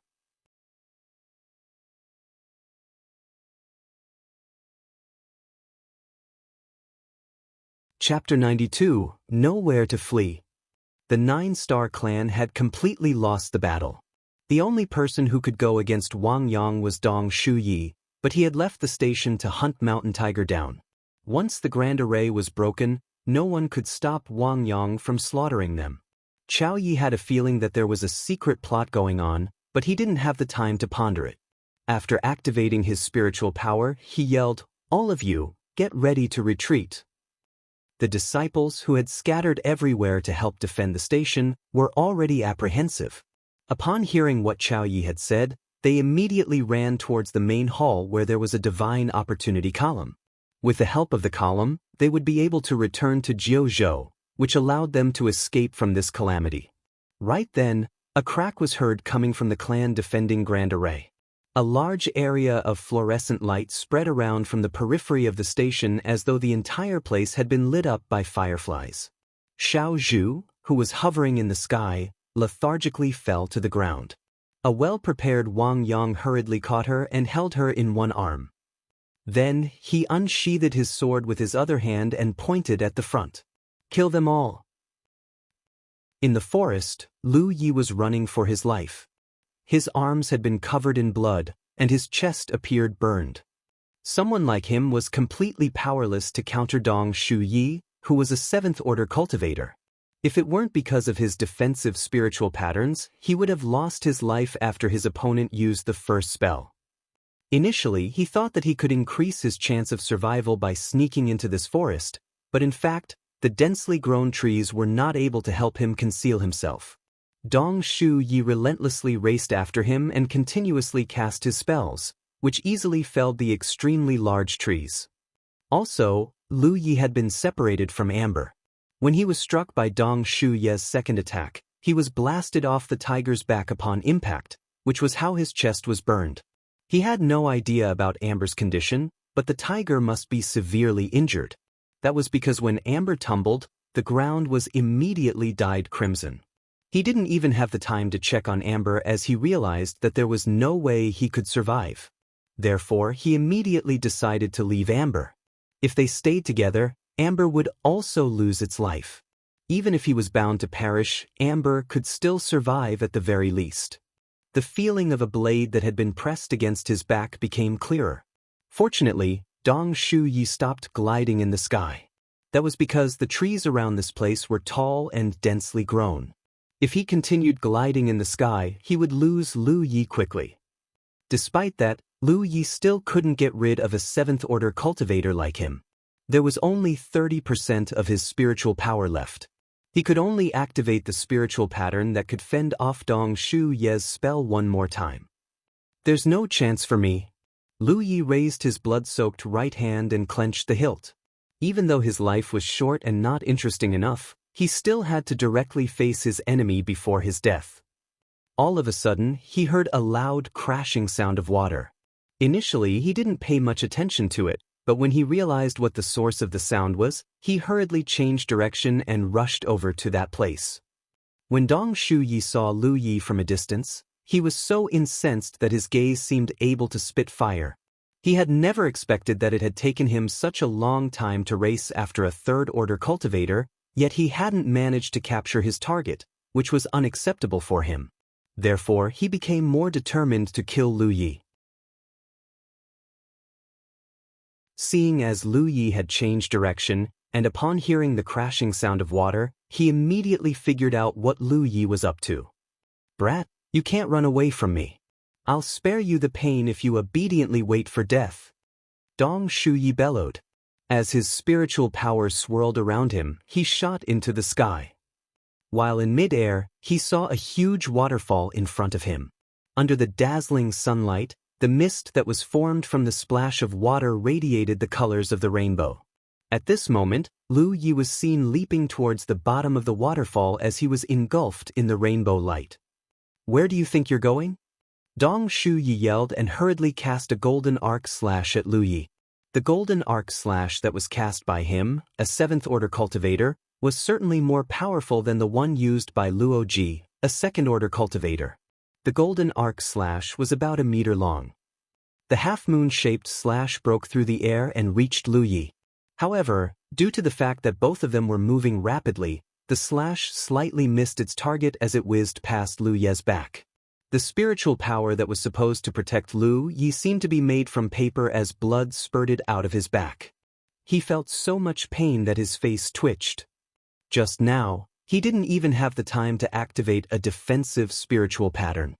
If he was struck by the golden arc slash, he would have been cut into halves. As his figure fell swiftly, he plunged into the waterfall lake a moment later. He immediately dived deeper in an attempt to conceal himself. At the same time, Dong Shu Yi also glided down the waterfall and hovered above the lake. Without hesitation, he hurled a golden arc slash at the spot where Lu Yi had plunged into the water. Compared to other spells, a golden arc slash was undoubtedly more penetrative. The water current would hinder the power of the slash, but there was no better way now, unless Dong Shu Yi was willing to get into the water to look for Lu Yi. As soon as the slash came into contact with the water, the surface of the waterfall lake separated for a moment. Blood started dyeing the water red, and the shreds of some organs floated to the surface. Seeing that, Dong Shu Yi hurriedly checked his battlefield imprint. Realizing that 10 points had been deducted from his contribution, he felt heartbroken. Spirit Creek Battlefield was a peculiar place. There seemed to be a mysterious force that controlled the contribution points of all cultivators. A cultivator who managed to kill an enemy in the higher order would be rewarded handsomely. However, if a cultivator killed a person that was 3 orders below them, a lot of contribution points would be deducted. The mysterious force seemed to be encouraging cultivators to challenge people in the higher order while punishing those who oppressed the weaker cultivators. That was the reason powerful cultivators were rarely seen in the outer circle of the battlefield. Contribution was immensely useful for any cultivator.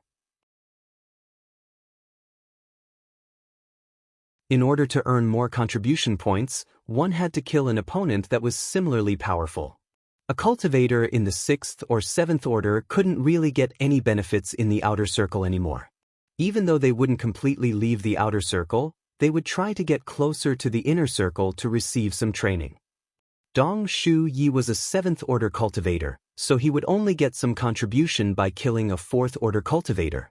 If he killed a 3rd order cultivator, 10 points would be deducted from his contribution. Likewise, if he killed a 2nd order cultivator, 20 points would be deducted from his contribution. 10 points were not a lot, but it wasn't a small number either. To Dong Shu Yi, he could only get 7 points by killing a person in the same order. If it weren't because those old guys from the sect had given the order, he wouldn't have come all the way here to kill Lu Yi. Fortunately, everything was over now. Then, he took one more look at the battlefield imprint because he realized that someone had sent him a message when he was checking his contribution points earlier. After he finished reading the message, his expression changed drastically.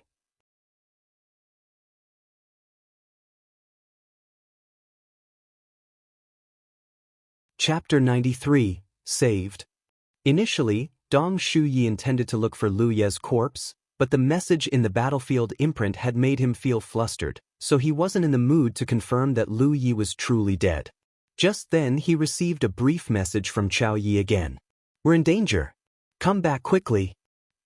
When he saw Cao Ye's message earlier and realized that those cultivators from Mystic Sect were launching an attack on the station of 9-Star Clan, he wasn't anxious at all. That was because it wasn't easy to invade a station. According to his own estimation, even if those from Mystic Sect had gone all out, the grand array around his station could last for 1 to 2 days, which would buy him enough time to kill Lu Yi before going back. However, just a short time later, Cao Ye sent him such a message, which went to show that the situation in the station was truly terrible. Hurriedly, he headed back to the station, and at the same time, he sent a message to Cao Ye in order to find out what was going on. Nevertheless, just like a stone plunging into the ocean, he couldn't get any reply. Under the waterfall lake, Lu Yi was in a groggy state as almost all his spiritual power had been depleted. Blood kept spurting out of his wounds, and some pieces of his flesh floated around. Upon plunging into the water, he realized that there was someone else in there. The person seemed to be collecting something under the water. As their eyes met, both of them were shocked. However, Li didn't have the time to explain anything to him. Upon stabilizing himself at the bottom of the lake, He immediately activated a spiritual pattern above his head. The next instant, a golden arc slash broke through the water and reached them. The cultivator didn't even groan in pain when he was cut to pieces, so it could be said that he had suffered from a disaster that was uncalled for. The spiritual pattern above Lu Ye's head also broke apart upon impact. Fortunately, the rest of the golden arc didn't reach him. The attack soon stopped, but he didn't dare to show up as he wasn't certain about what Dong Shuyi was doing. Enduring his exhaustion and pain, he kept moving forward under the water for several dozen breaths. It wasn't until he was about to suffocate that he hurriedly stuck his head out on the surface. After taking a deep breath, he quickly submerged into the water again and moved forward with difficulty. After doing this several times, he became extremely exhausted. Nevertheless, he felt fortunate that Dong Shuyi didn't launch an attack on him again. When he emerged on the surface again 15 minutes later, he felt a force striking him from behind as though something had hit him. His back was already injured, and he was in a terrible state, which was why he almost passed out upon impact. Instinctively, he thought that Dong Shuyi had reached him, so he unsheathed the sword from his waist and turned around to slash back at him. However, there was no one in sight. All he saw was a wooden slab that had been cut into halves. It was this wooden slab that had struck him. Looking around, he realized that Dong Shuyi was nowhere to be found. Holding the sword in his hand, he felt perplexed. Where's that guy? A 7th order cultivator has come all the way here to hunt me down, and he pushed me over the edge. It's not likely that he'd give up at this point. Nevertheless, he couldn't find Dong Shuyi at all, so he could confirm that the older guy had really left. Soon, a realization dawned upon him. When he was under the waterfall lake earlier, a cultivator was killed by Dong Shuyi. Could that guy think that he had killed me? It was highly possible. Moreover, those from Mystic Sect were raiding the station of 9-Star Clan, which was why Dong Shuyi wasn't in the mood to get into the water to make sure that Lu Yi was dead.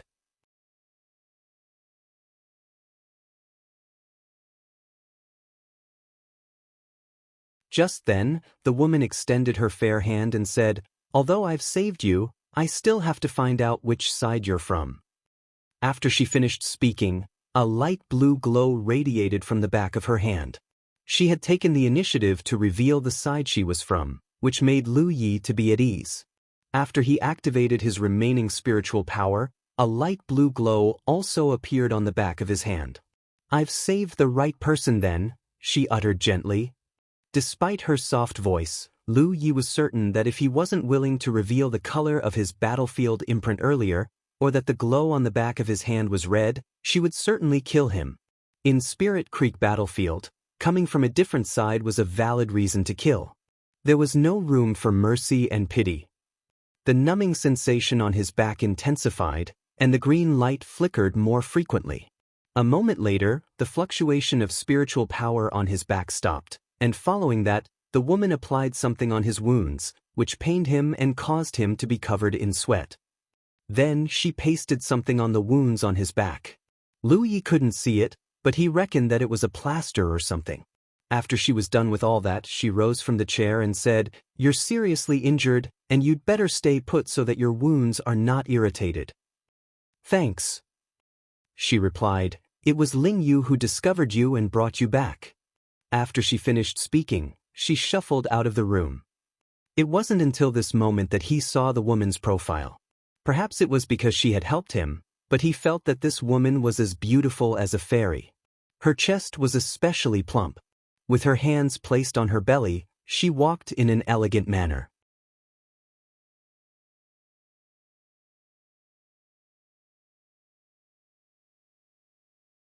Chapter 94, Kind-Hearted People. After staying awake for a moment, Lu Yi slowly dozed off again.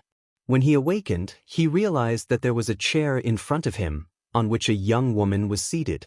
With her head hung low, she kept dipping her head as though she was knackered. The pungent smell of blood permeated the room, and it was tinged with the scent of herbs. Although he had laid on his stomach for a long time, he didn't find it difficult to breathe at all.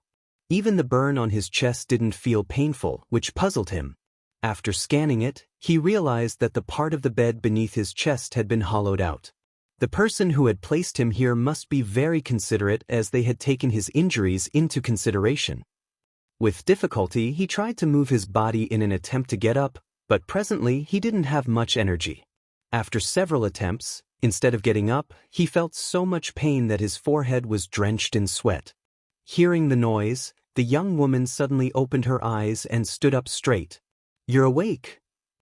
She came close to the bed and helped him up. Despite her petite figure, she was still strong as a cultivator. However, since Lu Yi was injured both on his back and his chest, he could only sit up on the bed.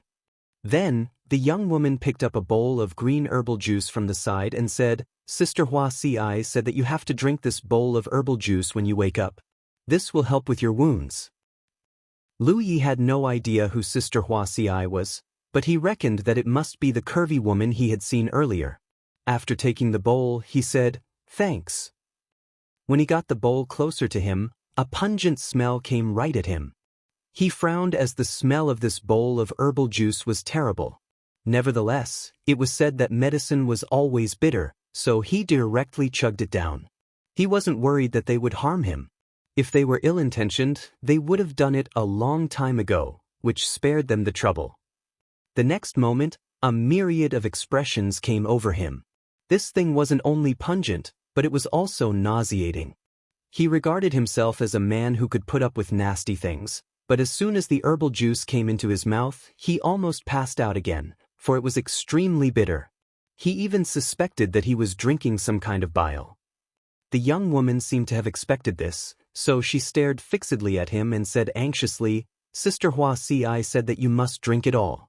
Otherwise, she'll get mad. When that happens, we'll be doomed." Without waiting for her to speak any further, Lu Yi only paused for a moment before he finished the herbal juice. After taking the bowl, the young woman fished out a taupe-colored thing from her storage bag and passed it to him. "Have a taste." A curious Lu Yi took it and put it into his mouth before arching his brow. This thing tasted like maltose. It wasn't until this moment that he had the time to scan his surroundings. Presently, he was in a building made from bamboo. The room he was in couldn't be considered spacious, and the decorations were rather simple. He wondered where he was now. While he was looking around, the young woman cleaned things up as she said, "I'm Ling Yu. Senior brother, what's your name?" "Yi," Lu Yi replied. Then he immediately realized that he had heard of that name before. After giving it a thought, he finally recalled where he had heard the name from. "It was you who saved me." Earlier, the curvy woman told him that it was Ling Yu who saved him. If he wasn't mistaken, Ling Yu must be the young woman in front of him. "I brought you back, but it was Sister Huaxi who saved you." Ling Yu smiled. "You were floating on the river, so I thought you were dead. Initially, I wanted to get some stuff from you, but after discovering that you're still alive, I decided to bring you back." The smile on her face made the corner of Lu Ye's mouth twitch. "Anyway, thanks for saving me. That was the least I could do. In fact, we were both saved by Sister Huaxi." Ling Yu flashed a smile at him. Her face was rather fleshy and fair. There was a dimple on the left side of her face when she smiled, which made her look adorable. At this moment, she was already done with cleaning things up. "Take a rest.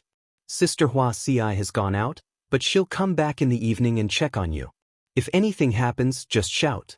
My room is only beside yours." In response, Lu Yi nodded gently. After Ling Yu left the room, she also closed the door. They're all kind-hearted people. Lu Yi felt that luck was indeed on his side. Anyway, the most important thing was that all of them were from the Grand Sky Coalition. If he came across those from Thousand Demon Ridge, his stuff would have been taken away from him. Regardless, he was grateful for what they had done for him. His sword was still around as it was also brought back and placed beside the bed. His storage bags were also neatly placed on the bedside table. Although they didn't know one another, they were truly virtuous for saving him and not taking his stuff. Even though he had survived, it would take him a long time to recuperate. After all, he was severely wounded by Dong Shuyi. The most important task for him now was to restore some spiritual power first. Whatever the case, a cultivator needed spiritual power to protect himself. With difficulty, he raised his hand and picked up one of his storage bags. Then, he fished out a bottle of spirit-restoring pills and stuffed one pill into his mouth before refining it. After refining 2 pills, he was finally able to reactivate Gluttonous Feast, which would improve his recovery efficiency. Then, he took out a healing pill and gulped it down. Following that, he started building gathering spirits around his spiritual points. All of this hard work got him covered in sweat. Soon, the night descended upon them. Lu Yi was adjusting his breathing when he heard someone pushing the door open in the adjacent room. Following that, Ling Yu's melodious voice was heard saying, "Sister Hua Ci, you're back." Yes. It was the same soft voice Lu Yi had heard some time ago. Then, the ladies started murmuring among themselves for a long time. Outside the bamboo room, the woman called Hua Ci talked to Ling Yu for a bit before shifting her attention to Lu Ye's room. She could faintly feel that with his room as the center, the spiritual qi in the air was gathering together. Although it wasn't conspicuous, she could still see it when she was paying close attention. At that instant, she was surprised as this young man brought back by Ling Yu seemed to be highly talented. However, she wasn't aware that the reason Lu Yi was able to gather the world's spiritual qi was mainly due to gathering spirits. As for his talent, it was a sorrowful story. Have some rest. Hua Ci patted the young woman's head. A smiling Ling Yu asked, "Do you need my help?" "There's no need. I'll have a rest then." After they were done with the chat, Hua Ci shuffled towards Lu Yi's room and knocked on the door before pushing it open. Lu Yi had stopped cultivating and even deactivated his gathering spirits. That was because he realized a problem in the past. Once he activated gathering spirits, the sign of world spiritual qi moving towards him was conspicuous. It was a normal sign when he was cultivating, but if others still saw that the spiritual qi was still flowing towards him when he wasn't cultivating, he would have a hard time explaining it. When he saw the woman entering the room, his eyes brightened. On the previous day, he had only seen her profile, but now, they were directly facing one another. She was indeed a gorgeous lady. The white dress with blue stripes she was wearing perfectly outlined her hourglass body.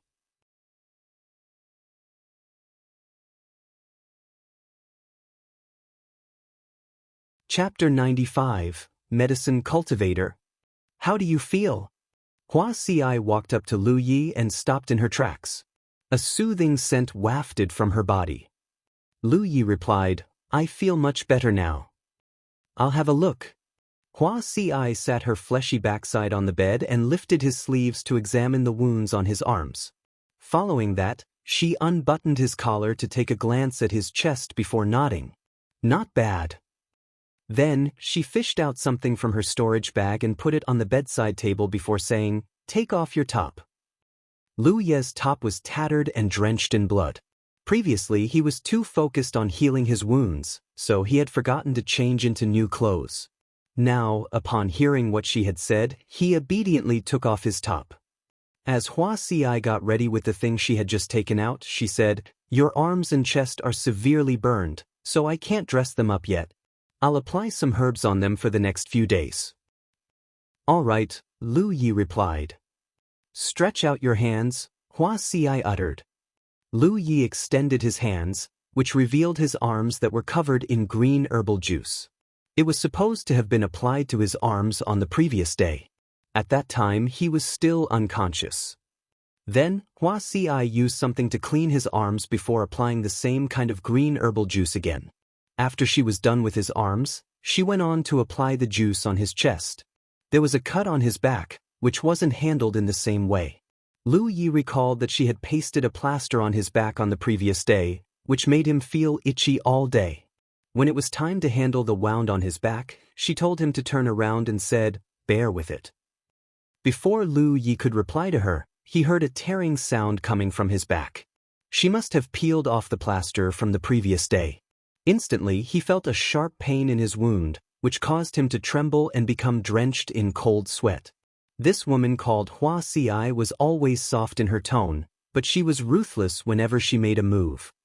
A green light started flickering again as a fluctuation of spiritual power was felt. An astonished Lu Yi turned his head and faintly saw something. Upon realizing something, he asked, "Senior sister, are you a medicine cultivator?"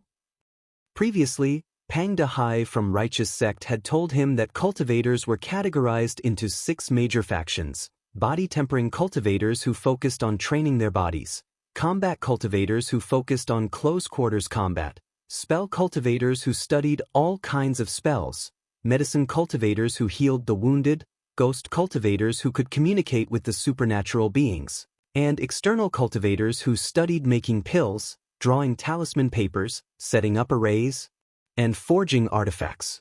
Most cultivators were weak in the beginning, so they would focus on combat cultivation. With a weapon in their hand, they could better protect themselves when they were still weak. It was also easier for them to walk around Spirit Creek battlefield. However, during this period of time, cultivators could make some preparation according to their own attributes and preferences. When they became powerful enough, they could choose a faction to focus on. The cultivators Lu Yi had seen in Split Sky Gorge were mostly combat cultivators. Only Luo Ji had established himself as a spell cultivator when he was only in the 2nd order. That was because he was from a top great force, so he had the kind of heritage and wealth most people lacked. Dong Shu Yi was also a spell cultivator, but he was already in the 7th order. Now, Lu Yi had come across another cultivator who had confirmed her faction, and she was a medicine cultivator. It was no wonder that she could heal him. "Yes," Wuxia replied. "What's wrong? Do you hate medicine cultivators?" Lu Yi hurriedly said, "No. I only have grudges against some spell cultivators." He secretly swore that whenever he bumped into a spell cultivator that he hated in the future, he would kill the person first. With her mouth covered, Wuxia giggled. "I can see that." Lu Ye's wounds were obviously caused by powerful spells. As a medicine cultivator whose job was to heal the injured, she could make a judgment by just looking at the wounds. As she directed more spiritual power into his body, Lu Yi could feel that the pain on his back diminished. Eventually, his wounds only became itchy. After she stopped, she pasted a new plaster on his back. Following that, she started dealing with the wounds on his chest and arms. It was then Lu Yi could clearly see that as her hands hovered above his wounds, her palms radiated a green glow. With the nourishment of her wood attribute, his wounds slowly healed. This was indeed an amazing way to treat a patient. She was an alluring lady with a curvy figure and a pleasant voice. Certainly, Lu Yi didn't feel bored during the treatment. A moment later, she stopped what she was doing and rose from the bed. "All right, today's session is over." Then she extended her hand. 10 spirit stones, please." A puzzled Lu Yi looked up at her. "Huh." A smiling Wuxia said, "Every treatment costs 5 stones. You were knackered yesterday, so I didn't tell you about it. Including the fee today, it's 10 stones in total." "You charge a fee?" Lu Yi was stunned. She went on to say, "I have to buy you the herbs, and I need pills and stones to restore my spiritual power, so I do charge a fee." At that, Lu Yi was rendered speechless. "You're a disciple from a top great force, so I believe that you won't renege on your debt, right?" Her hand obstinately and firmly remained stretched out. "Of course I won't." Lu Yi had no idea how she had figured out that he was a disciple from a top great force, but she had a valid point. They were not friends or relatives. Since she had spent time and energy treating him, he certainly had to pay a fee. Coming across a medicine cultivator here had undoubtedly saved him a lot of time of recuperation. Taking that into consideration, he had actually gained some benefits. "I don't have spirit stones. Do you take spirit pills?" Lu Yi asked. "Sure." Wuxia nodded. Then he fished out a bottle of 10 pills and passed it to her. "Thanks." Upon taking the pills, Wuxia became elated. Lu Yi was so worried that she would say something like, "Please come again," the next moment. "Take a rest then," she uttered. "I'll come back tomorrow to treat your wounds again." Before she pushed the door open, she turned her head and said, If you can make use of healing pills, you'll recover more quickly. Got it. Lu Yi dipped his head. For the next few days, Lu Yi remained bedridden. In the morning, the young woman called Ling Yu would send him the extremely bitter herbal juice. In the evening, Wuxia would come over to heal his wounds. The young woman's full name was Ruan Lingyu. She was a pretty vivacious and talkative girl. After some chats with her, Lu Yi learned that this place was the ruins of a great force. No one knew which great force it was. Several dozen years ago, this place was invaded and the entire great force was destroyed. Although a divine opportunity column remained, it was no longer usable. This made Lu Yi recall the time when the Sect master sent him to Spirit Creek battlefield from the middle of nowhere. That place seemed to be the ruins of a great force as well. There were countless such ruins in both Jianghu and Spirit Creek battlefield. Whenever a new great force emerged, they would pick one of the ruins to be their base.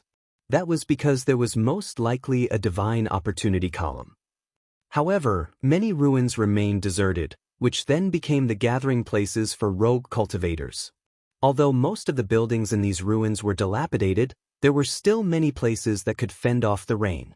Moreover, most of them were strategically located, which was why homeless rogue cultivators loved staying in these places.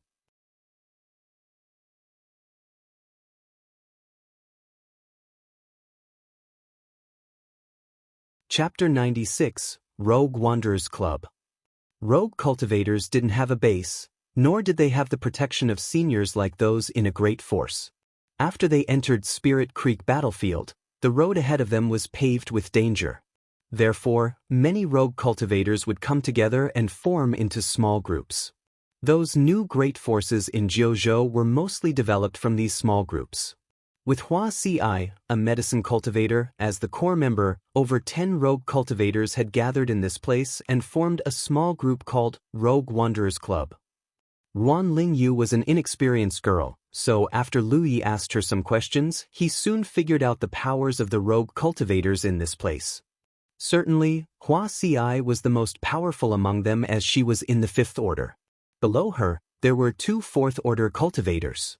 The rest of the members were all 2nd or 3rd-order cultivators. There were 11 people in total. Due to the fact that Lu Yi had been recuperating in his room, apart from Wuxia and Ruan Lingyu, he had only seen another 4th-order cultivator.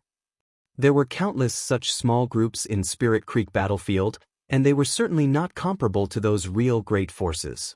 Lu Yi had taken part in the war between Mystic Sect and 9-Star Clan.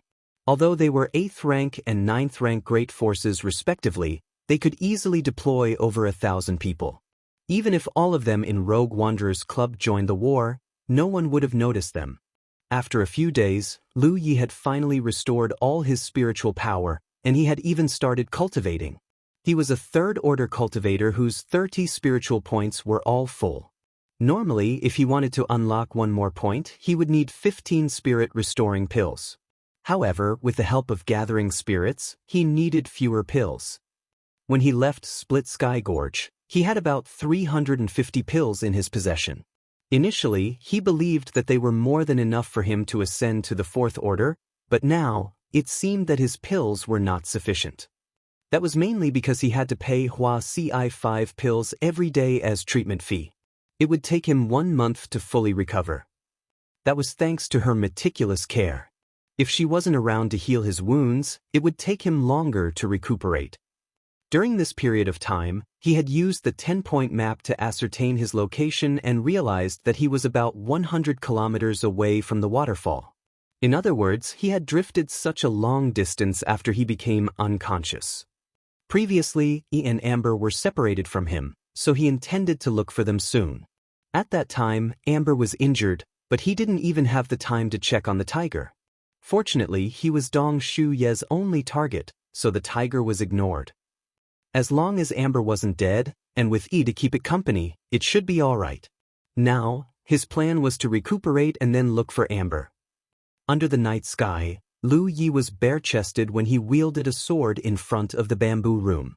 Due to his injuries, he had stopped practicing sword-wielding for a few days. Now that he felt much better, he couldn't sit still anymore. With her palms supporting her chin, Ruan Lingyu looked out the window and observed him in silence. She didn't understand why he found it fun to wield a sword. He was injured, so shouldn't he be lying on a bed instead of exerting himself out here? However, she wasn't in any position to stop him, so she could only let him be. All of a sudden, her gaze brightened as she waved her hand. Sister Hua Ci. Hua Ci emerged from a nearby spot, and she was followed by a muscular man. That man was the fourth order cultivator Lu Yi had met some time ago. His name was Kong Nyo.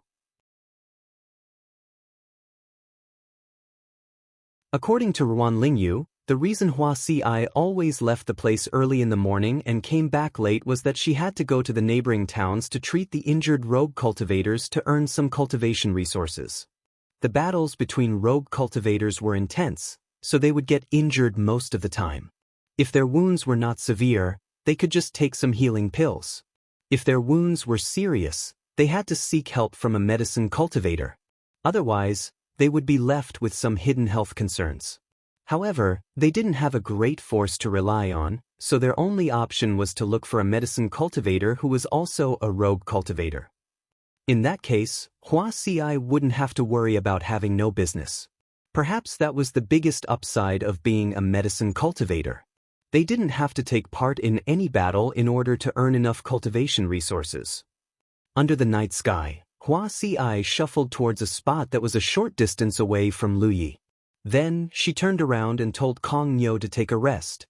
In this small group of rogue cultivators, Hua Ci was undoubtedly treasured and respected by everyone. No one would disobey her orders. Ruan Lingyu wasn't lying when she told Lu Yi that all of them were saved by Hua Ci. That was indeed what had happened. Everyone in this small group had received treatment from her before. She single-handedly pulled them back from the death's door. These people owed her a favor. After they became healthy again, they chose to stay in this place because they admired her temperament or for some other reasons. Lu Yi stored his sword as he was already covered in sweat. Although some blood had streamed out of his wounds, he felt more energetic after some exercise.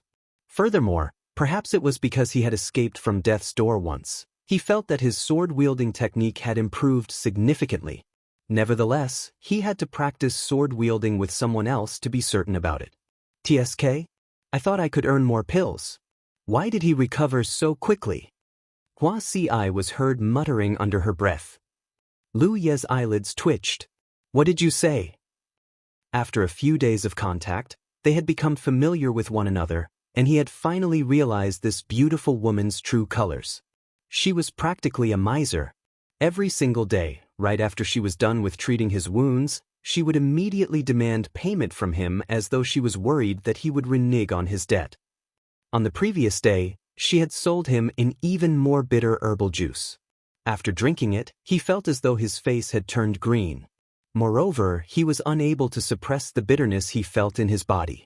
Then, she introduced to him another kind of herbal juice and claimed that it could soothe his discomfort. These 2 bowls of herbal juice cost him 4 spirit pills. At that time, he even suspected that this woman was lying to him. Nevertheless, judging from how he felt on this day, she didn't lie to him. The bowls of herbal juice he consumed on the previous day were indeed more effective than the previous ones. Hua Ci flashed a uniquely charming smile at him. Her voice remained soft and soothing, but she still had no qualms about saying words that were different from what she thought. I said that you've recovered quickly. Lu Yi pointed at his ear to mean that he wasn't deaf. Ignoring his gesture, Hua Ci placed her hands on her belly, her posture remaining as elegant as ever as she said, In that case, I'll formally start treating your wounds tonight. What do you mean by that? Lu Yi was stunned. Then the previous treatments? They were just the preparations prior to the formal treatments. Do you think your wounds can be healed so easily? Hua Ci appeared solemn. Doctors are most concerned about their patients. Don't worry. I'll take good care of you and make sure that you won't be left with any hidden health concerns. Lu Yi appeared befuddled as there was an idea that sprang into his mind. Is this woman trying to con me again? Take a bath now. I'll get ready and look for you later.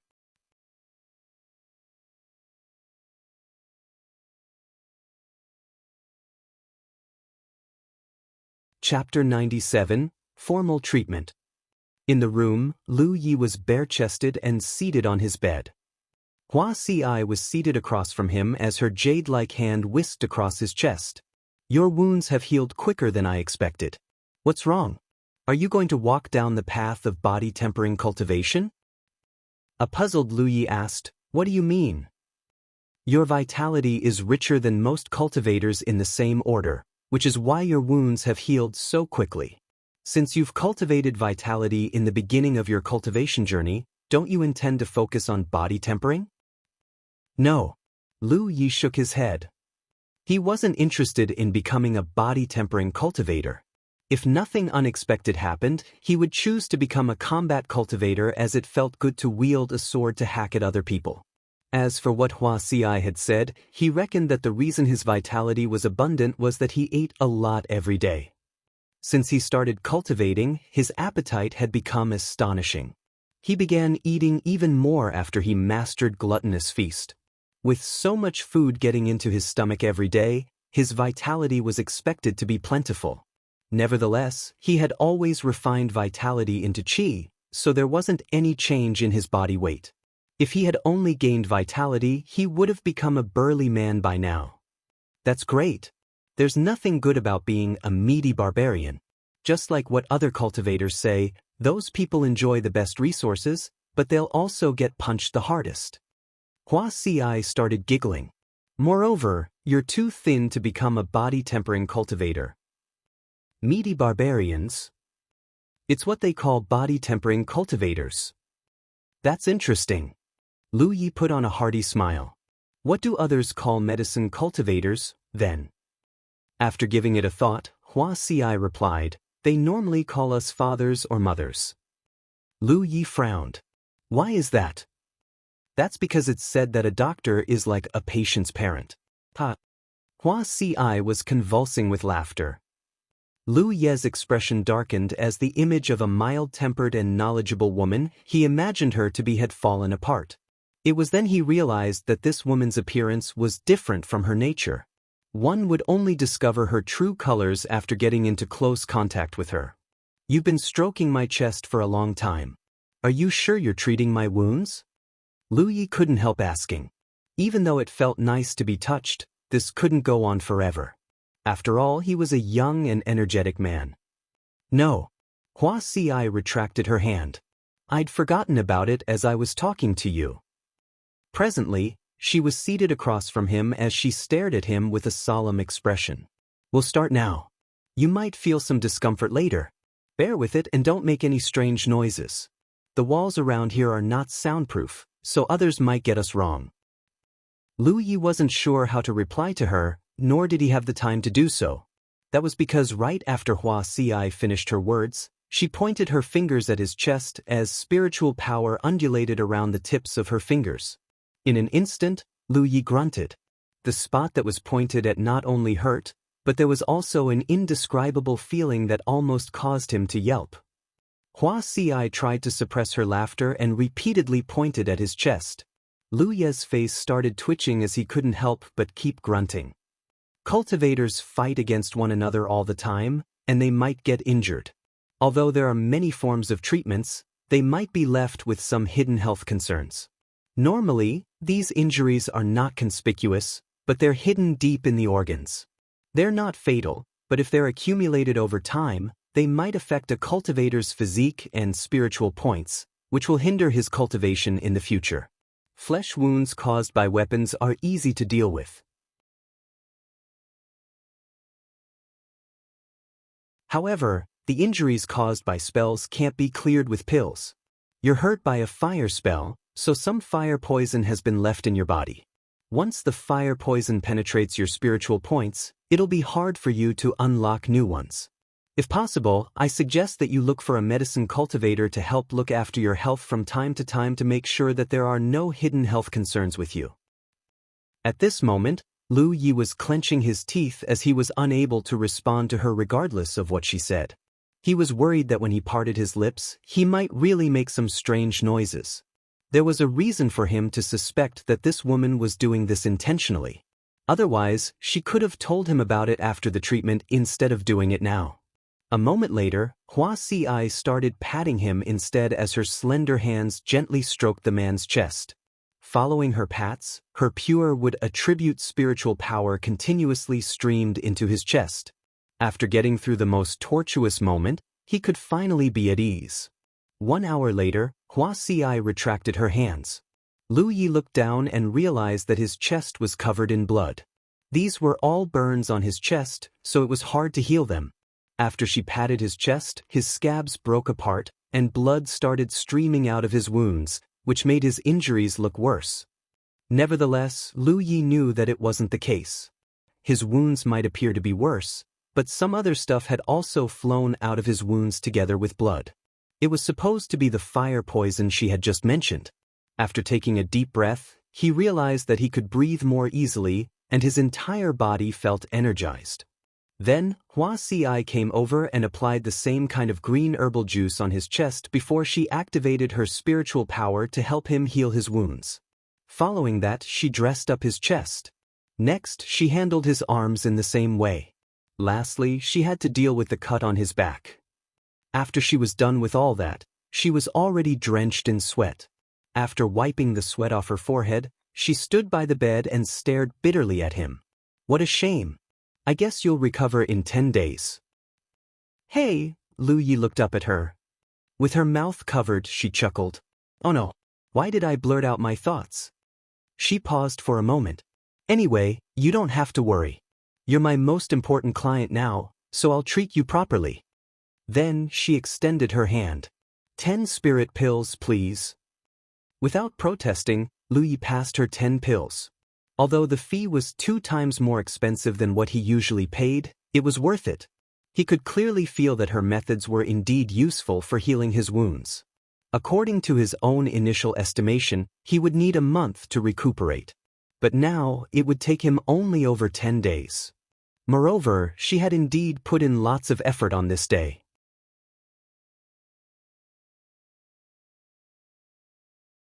At this moment, she was covered in sweat, and her face had turned pale. Apparently, she had expended quite some energy. What a generous man. With so much wealth in your possession, you can do whatever you want. I'm envious of you. Wuxia mocked him. Lu Yi became startled for a moment before realizing that she had just mocked him for spending resources willfully. Give the pills back to me if you don't want them. He extended his hand in an attempt to grab his pills. In an agile manner, Wuxia dodged his hand and put on a faint smile. Take a rest. Then, she calmly left the place. Close the door. Lu Yi yelled at her back. Getting no response from her, he furiously leaped off the bed and closed the door before returning to his bed. He secretly decided that once he recovered, he would immediately leave this place. Otherwise, he would spit blood in fury sooner or later because of her.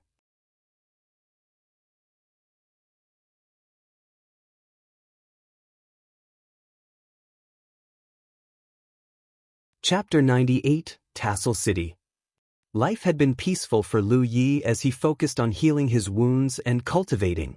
With the consumption of spirit pills and the help of gathering spirits, he could unlock a spiritual point much quicker than he thought. If he did it wholeheartedly, it would only take him 2 days to unlock a new one. This was indeed incredibly efficient. Moreover, an auxiliary cultivation technique like Gluttonous Feast was also immensely useful for him. Wuxia would still pay him a visit every night. Under her meticulous care, Lu Ye's injuries recovered quickly. Sometimes they would have a chat. Interestingly, he had learned some useful information through her. The station of 9-star clan that was 200 kilometers away had been destroyed by Mystic Sect. It was easy for information to be spread around among cultivators. With the battlefield imprint in possession, they could add each other as friends. As long as they were in the same space, they could easily share information. This piece of news caught the attention of many people mainly because, of the 2 great forces, 9-star clan was of a higher rank. It wasn't easy to invade the station of a great force because every station was protected by a grand array. Without breaking the array first, the invaders couldn't storm into the station.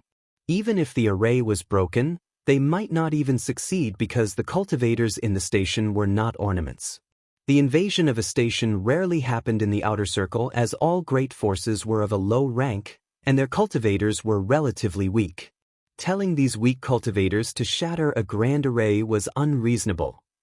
The reason those from Mystic Sect succeeded was that they had used an immensely powerful talisman paper that was exclusively used for breaking an array. Hence, those from 9-star clans suffered immeasurable losses.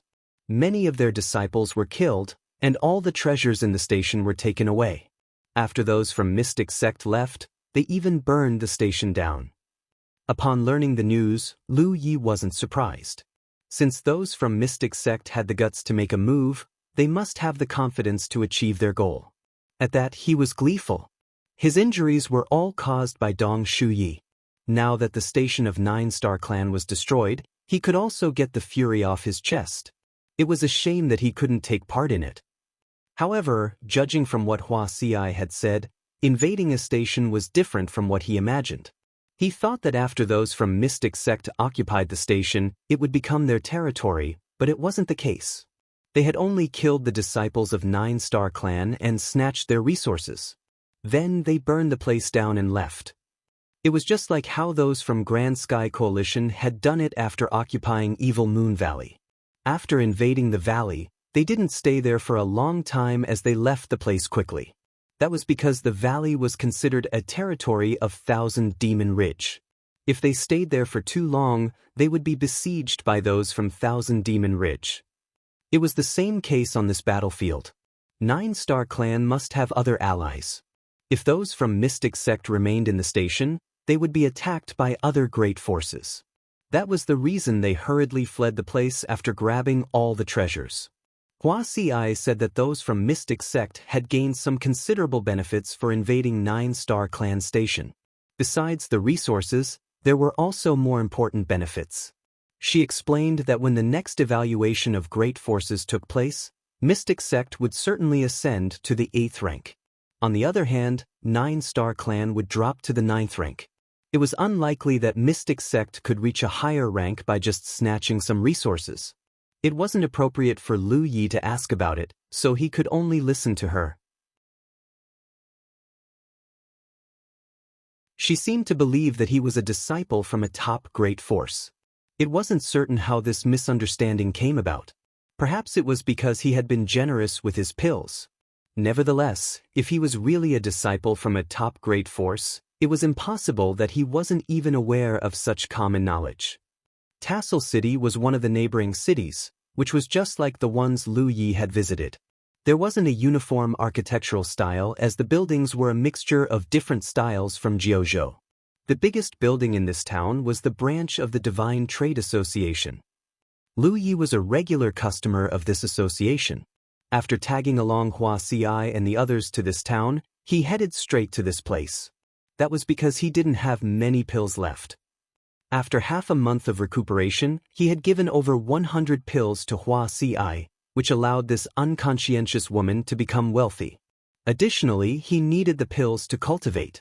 Initially, he had over 300 pills, but half of them were gone now. Presently, he had unlocked up to 35th spiritual point, but his remaining pills were not enough to help him ascend to the 4th order. Certainly, he could rely on gathering spirits to slowly improve himself. Nevertheless, to him, gathering spirits was just an auxiliary method. He mainly cultivated through the consumption of spirit pills. It was like once a person was used to eating delicate food, he would lose interest in plain food. The interior design of this branch of the Divine Trade Association was about the same as the one he had visited previously. Following a maidservant, he stepped into a room and waited patiently. Just like what he had done in the past, he gulped down a few bottles of spirit tea. This time, it was a well-mannered male cultivator in his 30s who made a deal with him. Lu Yi decided to sell 4 yuan metal ores. After that, he only had 6 ores left. Then he decided to deal with the storage bags he had obtained from the young master of 9-star clan and 3 of his subordinates. These 4 bags had been with him for quite some time. He didn't care about 3 of the bags as they probably didn't contain any good stuff. Therefore, he sold them all to the association and received 15 spirit stones. In the past, he had sold some storage bags, which were basically worthless. That was because one had to bear the risk to unlock a bag. Most low-rank cultivators didn't have any treasures with them, so the buyer from the association would only offer 5 stones for 1 bag. Certainly, one could also choose to ask someone from the association to help lift the restriction of the bag. It depended on the person's luck whether he could obtain anything useful. If he was lucky, he would be rewarded handsomely. If he was unlucky, he would suffer a huge loss. As for the young master's bag, there was no way Lu Yi would sell it for a dirt cheap price. That guy must possess some good stuff. After he made such a request, those from the association directly agreed to it. They wouldn't care where their customers got the bags from. Their service could be purchased with a fee. In Spirit Creek Battlefield, the Divine Trade Association was a unique presence as it didn't belong to any side. The manager of the association brought Lu Yi to a secret room and introduced him to an old cultivator before leaving the place. The old cultivator was an expert in unlocking restraining locks as he was one of the best in his trade. There was a job title for these people in the cultivation world. They were called locksmiths. Lu Yi fished out the storage bag of the young master from 9-Star Clan. The old cultivator examined it for a moment and offered a price. After making the payment, Lu Yi waited patiently. 1 hour later, a glint flashed across the old cultivator's hands, whereupon he passed the bag back to him. "It's done." Without intending to take a look inside the bag, Lu Yi took it and then fished out the bell-shaped artifact before saying, "Sir, please help me unlock this as well."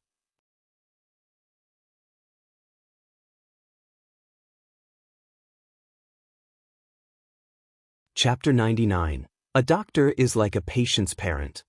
The intense battle with Dong Shu Yi previously made Lu Yi feel helpless. Faced with a high-rank cultivator, a low-rank cultivator could hardly survive. However, if he had a defensive artifact at that time, he wouldn't have fallen into such a battered state. A defensive spiritual pattern was wonderful, but it consumed a lot of spiritual power. This bell-shaped thing was undoubtedly a good defensive artifact, which was why he wanted to own it. Nevertheless, he tried to activate its power some time ago, but this thing wouldn't accept a foreign spiritual power. Whenever he tried to infuse his spiritual power into it, his force seemed to be repulsed by something. It was like trying to open a storage bag that didn't belong to him, which was why he figured that this thing must have been locked. He wouldn't dare to keep trying blindly because when he was in Green Cloud Mountain in the past, he attempted to open a storage bag. In the end, he triggered its restriction and caused the bag to be destroyed. It didn't matter that a low-rank cultivator's bag was ruined, but it would be a shame if such a thing happened to this bell. The old cultivator gave him a weird look and took the bell. After examining it, he passed it back to him. A puzzled Lu Yi gazed at him. Following that, the old cultivator picked up a teacup and took a sip before saying slowly, "Little friend, you're a rogue cultivator, right?" How did he figure it out? Lu Yi played along and replied, "Yes." The old cultivator nodded. "It's difficult to be a rogue cultivator. All right, seeing as you're so generous, I'll teach you something." He pointed at the bell in Lu Ye's hands. An artifact is different from a storage bag.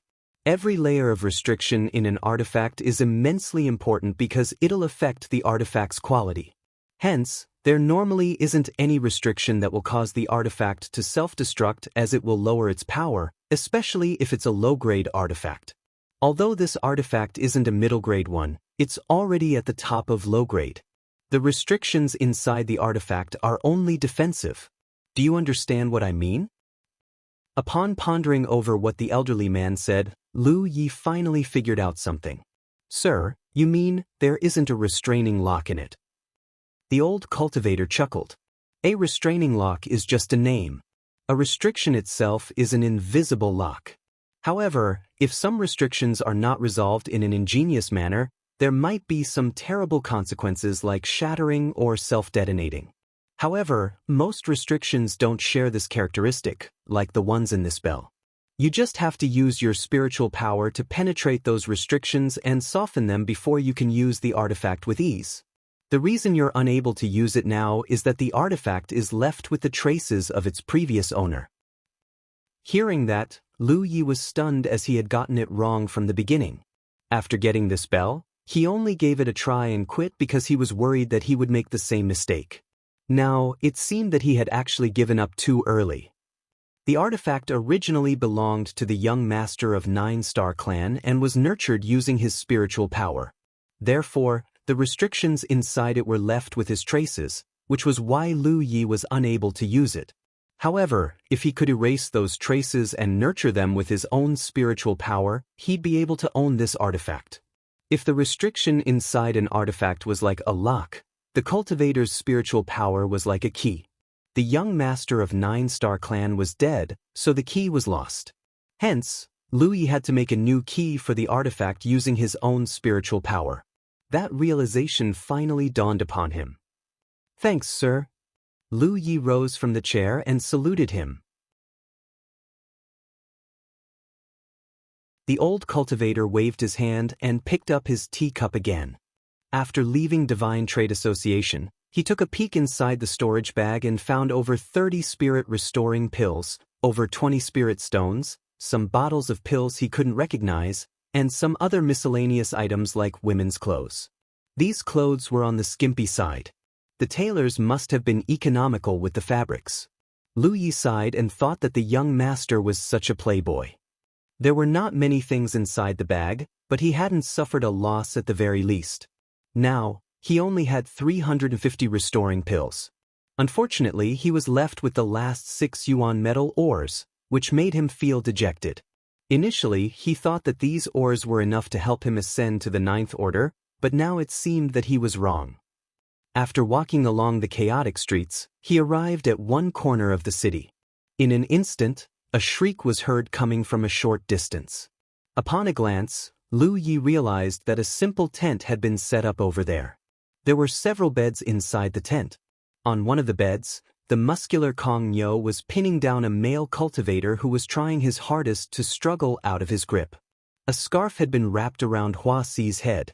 Presently, she was rapidly slapping the man's belly, and following every slap, the man would screech. From time to time, blood would spurt out from the man's wound. His blood was of a dark color rather than red. It seemed that he had been poisoned. This place was a fixed spot where Hua Xi would treat her patients in Tassel City. Many severely injured cultivators from Grand Sky Coalition would seek her treatments. Business seemed to be terrific for her on this day as there were several wounded people lying on the beds, awaiting her help. All of them appeared completely battered, which made one wonder what had happened to them. Every time the male cultivator shrieked, he would also call out, "Oh, mother!" There was no doubt that Hua Xi was an excellent doctor, but undeniably, her way of treating her patients was brutal. Lu Yi could once again confirm that she was the kind of woman who said the softest words but made the most ruthless moves. Hearing the man's cry, Lu Yi couldn't help recalling the joke regarding medicine cultivators that Hua Xi had told him. It seemed that she wasn't lying. Some people would really call her mother. "I told you to stop moving." "Stop."